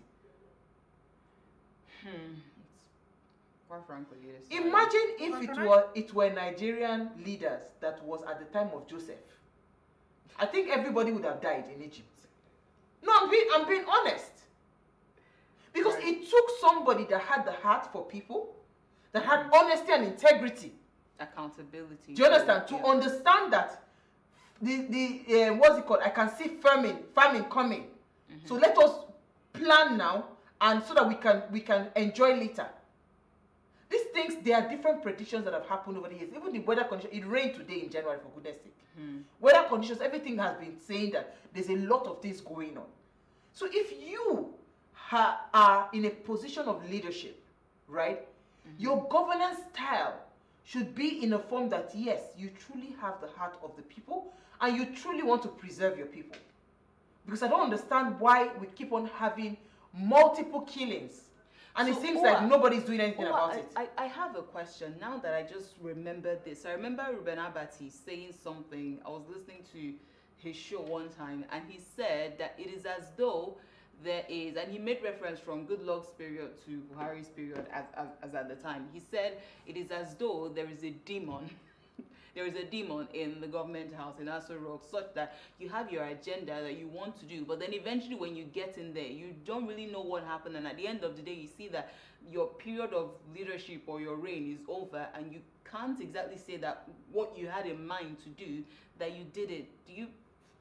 Let me ask I don't know. Noma if she believes that. Because sincerely, you look at, there's a track record of presidents in Nigeria going through, even Obasanjo that everybody's calling Godfather and is looking as though he's the best of them. If you go through their records, they just never meet up people's expectations. It's just that, we'll manage you. You did like this, okay, we're hoping the next person does better, and the next person is worse, and the next one is worse, and the next one is another is getting worse. You know, Let me hear your that has thoughts. been our situation for a while. That's it. You can't enter a strong man's house without being fortified. So, in as much as that can come up in the picture, I don't think that is the major issue.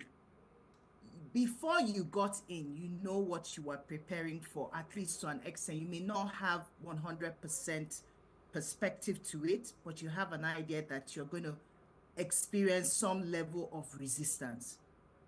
And you have to be ready. If you know you don't have what it takes to fight that battle, why not step down? Why not step down? But our people, because of, and I still come back to this a point about humanity and greed. We have people who have become so greedy and so self-centered that all that they're thinking of is, I just want to get in. And then when you get in there, you have no plan, you have no structure, you have nothing that you want to offer. But you gave a facade that you had everything that you wanted to.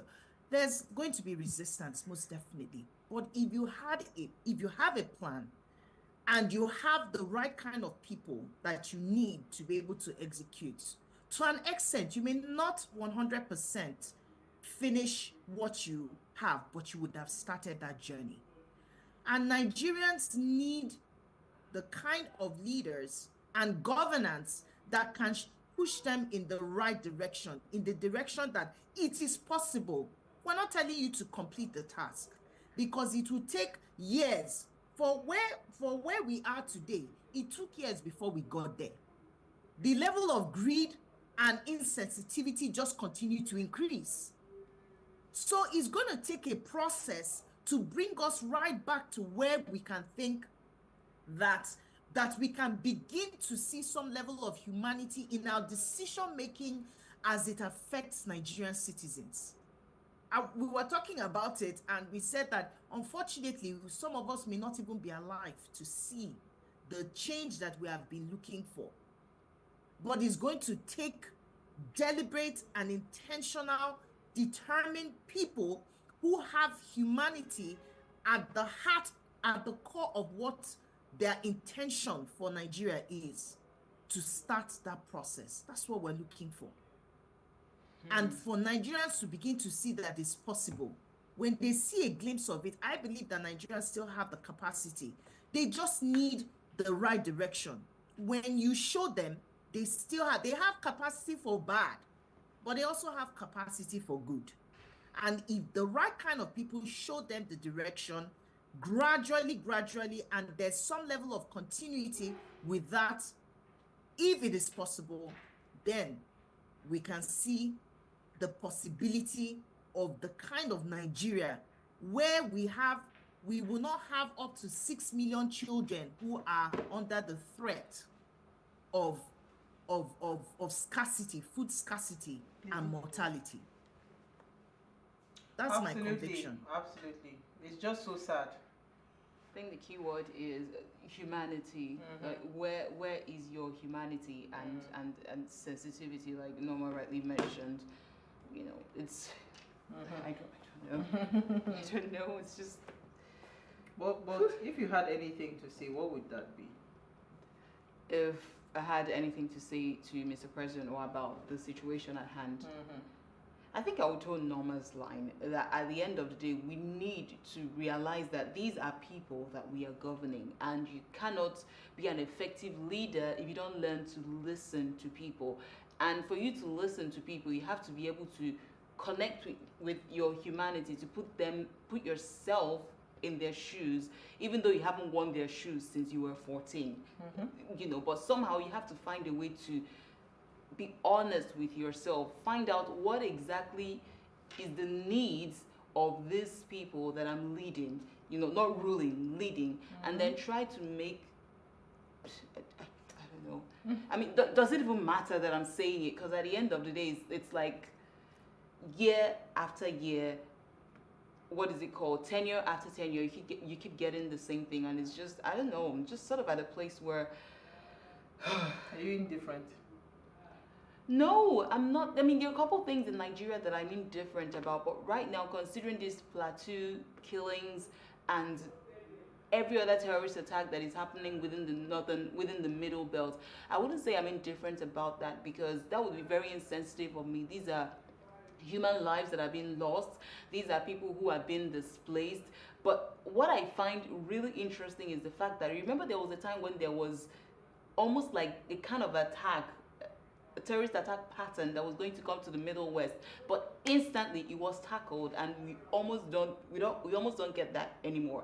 And now you look at these communities that are constantly under attack. These are usually rural areas, places where almost like voiceless people. Be so peaceful. Exactly. You know, these are people who seem as though maybe they don't have enough influential people there, or maybe they are voiceless and just normal. So that's why people I say living that in rural the settings. allegations about secretly mining these people's mineral resources might just be, so let us put chaos there and let's find. But you have faith in the government, because when they come out to say, oh, they are fighting the insecurity and all of that, you have faith in them to believe that yes, they're being honest with that word.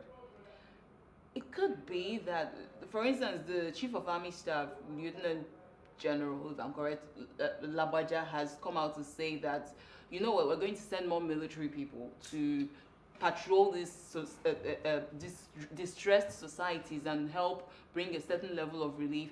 And sincerely, true to his word, he did send the military personnel, and the villagers said, yes, these military personnel came around, they were patrolling, but still, after they did their whole watchman in the daytime, at night the same thing happens. So at this point, it's hard as a Nigerian to trust that the government has a hang of this, which is why that conversation about handling guns and handling weapons, I've been giving individuals license to handle weapons. That is why that conversation will come up. It has already come up. You know, well. Yeah.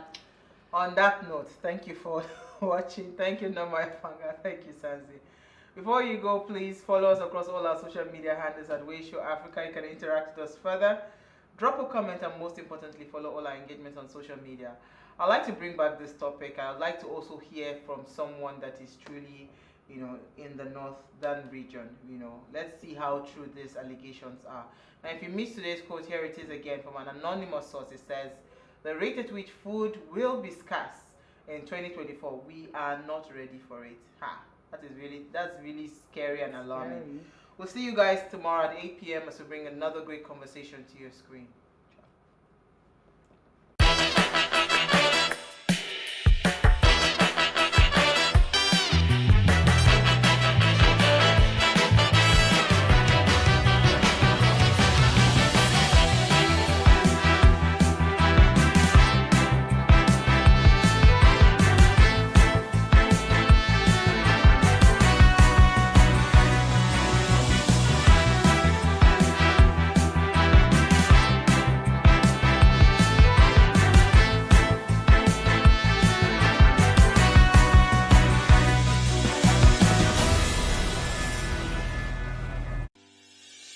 Increase the reach of your events or business services. To advertise on Plus TV Africa, please call 0906 000 5719 or 0909 040 8408, or send an email to marketing@plustvafrica.com. Plus TV Africa. Big stories live here.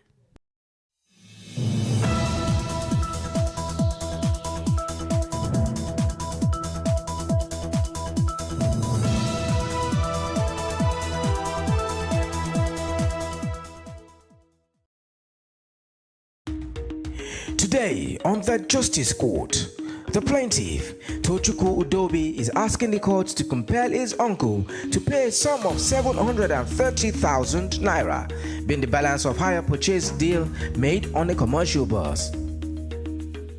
Your Honor, I'm here because of the bus I bought 2020 for hire purchase to him.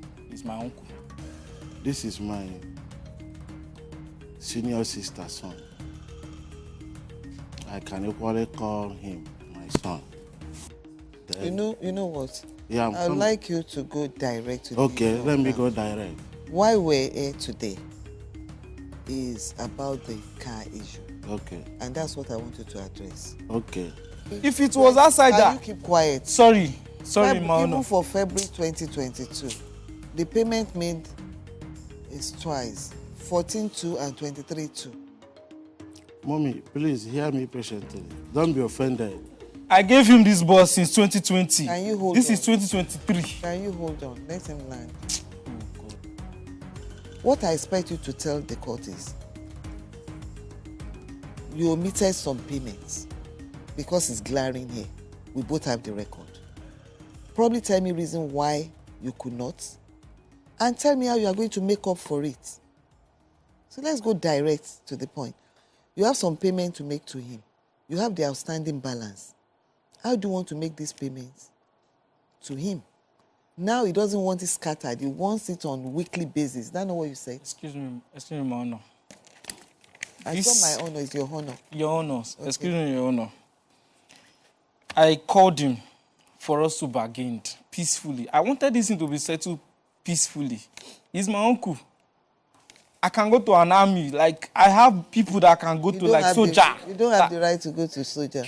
You don't have the right to go to army. Because you know what that means? You are taking the laws into your hand. Yes, that was why I wanted it peaceful. That's why I said, okay, let me come here so they could settle this in peaceful. But I even sent message to the village. Going to the soldiers is not an option. Yes, ma. Yes, ma. I even sent message to the village that see what's going on. My parents went to him. They should settle. Then he said if he come back. Wait and let me resolve this issue. So tell me how you want to how to go forward on this. Your Honor, this issue we deliberated on 1.3. Mm-hmm. What's the outstanding balance? That's I have what given him 772,000. What's the balance now? The balance there now is 528,000.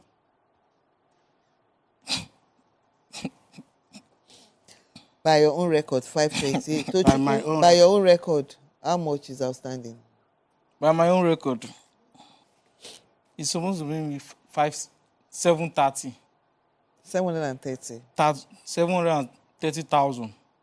So how did you arrive at 772? Okay, ma.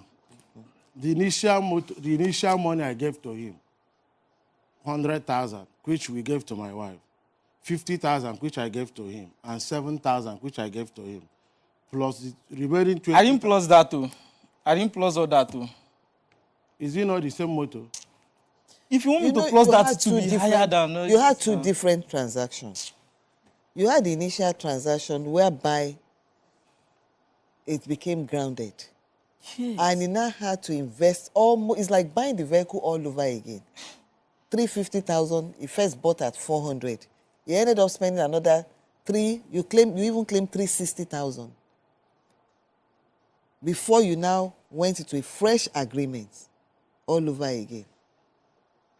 So if on the new page you agreed on, you told me yourself that after the repair, that's when you now agreed on 1.3 million naira.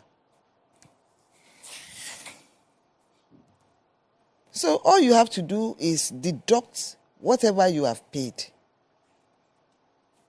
from the total sum that you are supposed to pay him. So by your own calculation, how much have you paid after you agreed on 1.3 million? After I have given him, after the 1.3. After you agreed on 1.3? Yes, I have given him 595,000. Okay, so deduct the 595 now. Yes, that's deduct it. 705,000. So, you have 730, he has 705. The difference in between, I've told you, I need you to show me evidence of payment of that into his account. You told me all payments were made. Ma? You told me all payments were made directly into his account. All payment was made directly to his account. If the account numbers I used to transfer. No, it's the printout. What you ought to have brought is the printout of your statement of account to indicate how you were making the payment. That's one leg of the matter. The other leg is now, how do you intend to, I'm assuming without conceding, that is 705 for now, which is by your own claim. How do you intend to set off to pay him the 705 now? And the good thing about it, your wife is buoyant, so she can always assist you, because she already, at a point in time, she has assisted you before in making that payment. So you have access to money you have support from her. Your Honor. What's she saying? Your Honor. Are you the one in red? Yeah. Okay, since it's like that, I will be giving him every month 20,000 Not possible. to meet up. Does that sound reasonable to you? To meet up with my. Does that sound reasonable to you? I give him enough chance. I take him like my uncle. I give him many chance. I even pleaded to my mother, for my mother to beg him. He was even okay, I'm nobody now. Did you help me? Did you support me? Did you do anything? Nothing. Which one did you do? Okay, now I won't make house, find money, give you if to invest. You haven't turning me down. You are doing your own things, though. I stopped on my project. I couldn't do anything. I have to come back to one room. I was not staying in one room now. I was living in a 3-bedroom with my friend. But we have misunderstanding. So I have to just leave the whole thing and come back, staying in one room now. I'm the one sorting my family. I'm sorting his grandmother. His mother, not my grandmother, his mother. I'm the one. If his mother fell sick, I'm the one they called. I'm the one to treat her. I'm the one to treat my mother, all of them, my family. I'm the one doing everything. And look at what he's doing to me. Are you treating your mother? How much are you sending to your mother? How much? I'm not lying. I can call my mother here. I will call her right here. I'll put it in the speaker. No. See, if you want to end this relationship, family, I'm done with it. I'm done with family, something like this for life. Okay. Yes, I don't want to be doing family thing again. Pay him his money. That's all I need. I'm done with all this. You are owing him, pay him. I want the money if I don't want to disturb him again. Pay him his money. How do you want to pay? You can see his attitude. He wants the money once. He doesn't even want the installment. He told me that you said the boss. If you give me 200,000. That's what he told me now. Look at the whole voice notes. He will sell his boss. He will sell my boss that I spent how much. I didn't tell you. You don't I have to saw. do Yes, you. I said I. No, if no. I said the boss, Your voice is they here, are pricing the voice, but the boss. If Did he tell you want to sell his boss? Mommy, allow me. I said. No, don't tell me. Did he ask you to sell it? You carry boss in For the first time. Why will you even? It's an insult. No, for why? you to tell you that Why selling selling of boss? boss that you have not finished paying for? The boss is in your possession. Why selling of the boss? Set off the money you are owing and do whatever you like with that boss. That is it. It's none of my business. Do whatever you want. Anything you like to do, want to do with the boss, do it with the boss. But pay him his money. He told my father. Why? He told my father that I should go and do anything he wants to do. That's what he told my father now. Is that true? Yes. Okay, let me be giving you 50,000 every month. I told you you cannot propose anything less than 100. I give you because even with 100 is 7 months for somebody that wants his money once. So if I even come in to say 7 months, it's not pleasing to him. Tochukwu and his uncle Franklin have different figures for the outstanding balance. Even worse, they are having a challenge in reaching alignment on the payment plan. However, Judge Fumi allows Mrs. Mbagu to appeal to the parties to give peace a chance in the family. You have something to say? Come out. Although you are not party to the suit, but come out. My Honor, please, I want to apologize on his behalf. Please, ma'am. Because we all understand that whenever things are going wrong in the family, it's the woman in the family that normally carries the cross, and she's the one that suffers it mostly. Please, ma. You people should help us, please. I know even that 50,000 naira monthly may not be easy. Because formerly, he was running 2 buses, with his younger brothers were making 3. For long now, 2 is down. So the vehicles are completely down, of which we never even know how to put it in order or whatever. And as it is now, I'm please begging, you should hold it in that 50,000. Let's see what we can do. Even to put the vehicle in order now, we never have hope of it. And this thing, the way we plan this thing, nobody never know how the thing will bounce back. We never plan this thing that maybe this thing, we plan this thing together as a family, hoping that when the thing goes well, at least the boy will be happy to maybe to do another one or whatever. But the challenges that were coming from the vehicles, I don't know, he himself can testify. He knows me very well. His uncle will not stand to eat his money, and me, I will stand to support him for any reason. I will never stand by his side. Please, man, pleading. Please. The issue of this vehicle, as he said, I'm the one that arranged it. Because he came to me. Normally, he stayed with me, he respects me. And I take him as my lovely one. Throughout the time he stayed, I never get any quarrel with him. He's good, he's nice. I never get quarrel with him for even one day. Most of the things that happened in the family, sometimes ask him, I'll call him and explain to him. We see how the way things are going. I never hide anything from him, which he knows. Even when these issues were coming up, I called him, I apologized. I said, please, let's make peace. Let it be like he said, I will get to me later. But he could, although there was a day he called me, I was very busy. I was in the market, and market was noisy. I told him that, please, I'm in the market. He said that I should call me later in the evening when he get through.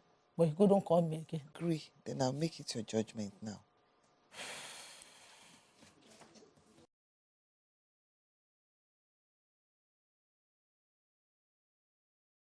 Okay, Tochukwu. Please, I'm pleading for that 50,000. Auntie, the day you called me, I told you I want to get back to you. Yes. And I was actually considering his option then. But my dad called your husband. Then your husband tell my dad that you are not, that they should not call you inside the business, that you are not inside the business, that you should leave you outside of it. That was when I said, okay, you are not inside the business again. Then we leave you out of it. But your mommy called me. His mommy called me and said that as it is now, that I'm their mother here in Lagos, she's not around, that I should try to make peace in between them.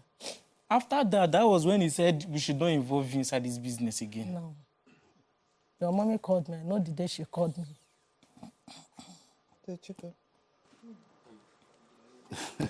We are in Lagos, so. Yeah? All this thing, we will still go to village. Which time is it? Me and you go meet in the village. No, meet my village. I go my house. You go your house now. Is it the same house? It's it concerned. So you are ending the relationship here. Anything. Now you won't cause some. That's not my problem. This is business. This is business we made. It's not about relationship. Right? It's what this is business. It's not about relationship. Yes, it's right. If it's outside person, will you do this one? This is business. You understand? You understand what I'm saying? I'm saying this person you are seeing now. My mother is in their house as we are here now. That's not the issue. You are owing money. Pay him the money. If you understand what I'm saying, all this thing is not difficult. Let it be on that 50,000. That 50,000. It's not difficult. Talk to him. She's doing her best. You are just standing there. You are not doing anything. The first statement you are going to make again is you go to the village. Say I tell you one thing on phone. That's arrogance. I tell you one thing on phone. What's the thing I told you on phone? Now you they take all these things when they do. I tell you that thing. I tell you on phone. Is he doing right thing? Is he doing the right thing? Okay, when I wanted to take the money off or the loss, like let me take the loss, did he agree? Didn't you talk to him? Did he agree? No. So could he advise you that if he should sell that bus at that rate? I accepted. Let me collect the lose and rest. I want to rest. I didn't have peace then. I want to rest. Why will I be calling for one bus? You didn't agree. Now you want to sell the bus and give me the lost price that I don't want to accept again after I agreed. That's it now. We are not talking of selling the bus again. I'm pleading that you agree on that 50,000. 50,000 is not monthly. Anything. Monthly. We won't talk 2 weeks. Yeah. No, it's monthly. He's been saying all the while. His suggestion was monthly. From onset, what they were talking about is monthly. 31 days. Not weekly, monthly. They can make it 100. Let's just make it 100. Let's just so that it will be round number. 100 every month. It won't be possible. 100 every month. I don't want any issues. The house, again. the money will be coming out from you. Know the house. You enter the house. You know how the house is. Nothing is. He's building a house now. That's why you don't want to do the house. Nothing is hidden from you. You knows. I don't like build house. I don't like to build house. Build house is not abomination. Yeah, so why you can't use your own? They spawn another person your own. No. The benefits for you, they leave your own, the benefits more that person on the spoil you. And so life be. But touch mind you, he's not building a house. This house started, it's over 6 years he started building the house. 27. It's only that some side of the blocks are falling. So what have you agreed on? It's the one you are agreeing on, I'm agreeing on. It's whatever I agree on that you agree. Yes. If I'm to look at his attitude, and for him to stand in court and be threatening him, I'm telling you, if anything happens to him, because these threats about we see in the village and everything, the court has taken note of it. When you get home, discuss and tell him and warn him. Utterances can put one into trouble, even when you don't mean anything. Well, you have to be very careful of your utterances. Tochukwu, the court will assist you. Out of that money, we are going to give you the sum of 200,000 naira. For you, it's because of you. If you had not gotten up for there, you pay every dime. Thank you. His attitude is appalling. And God bless you with a good woman. She's a peacemaker. Yes. Not just because of this. You remember when you narrated earlier on that you had to get money from her to solve the initial problem and return to her. So I know she's always been supportive. Over.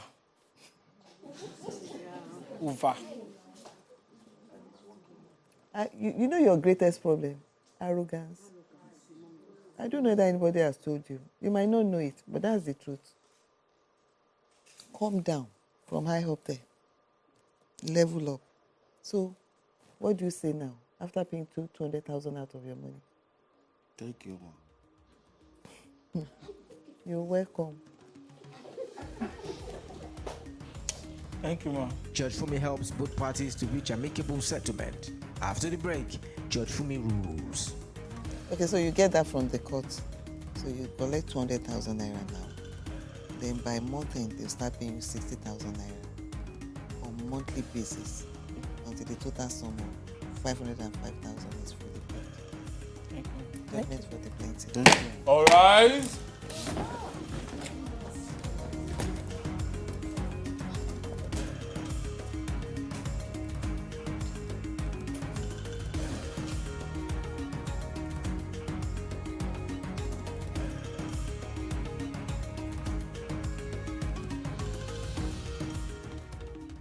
On the Justice Court, the plaintiff, Vera Jacobson, is asking the court to compel her husband to be responsible for their son's healthcare bills. All rise.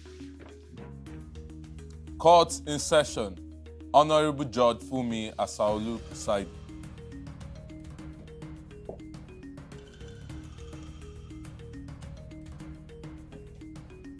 Please be seated. Your Honor, this case is between Vera Jacobson and Jacob Jacobson. Parties for me. Thank you, Eke.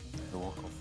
Vera, you brought your husband, Jacob, to court, but he's not here. Why are you here? It's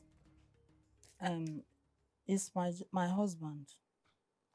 So it's concerning our son, our children. Because how many children do you have? We have 3. 3 children. Yeah.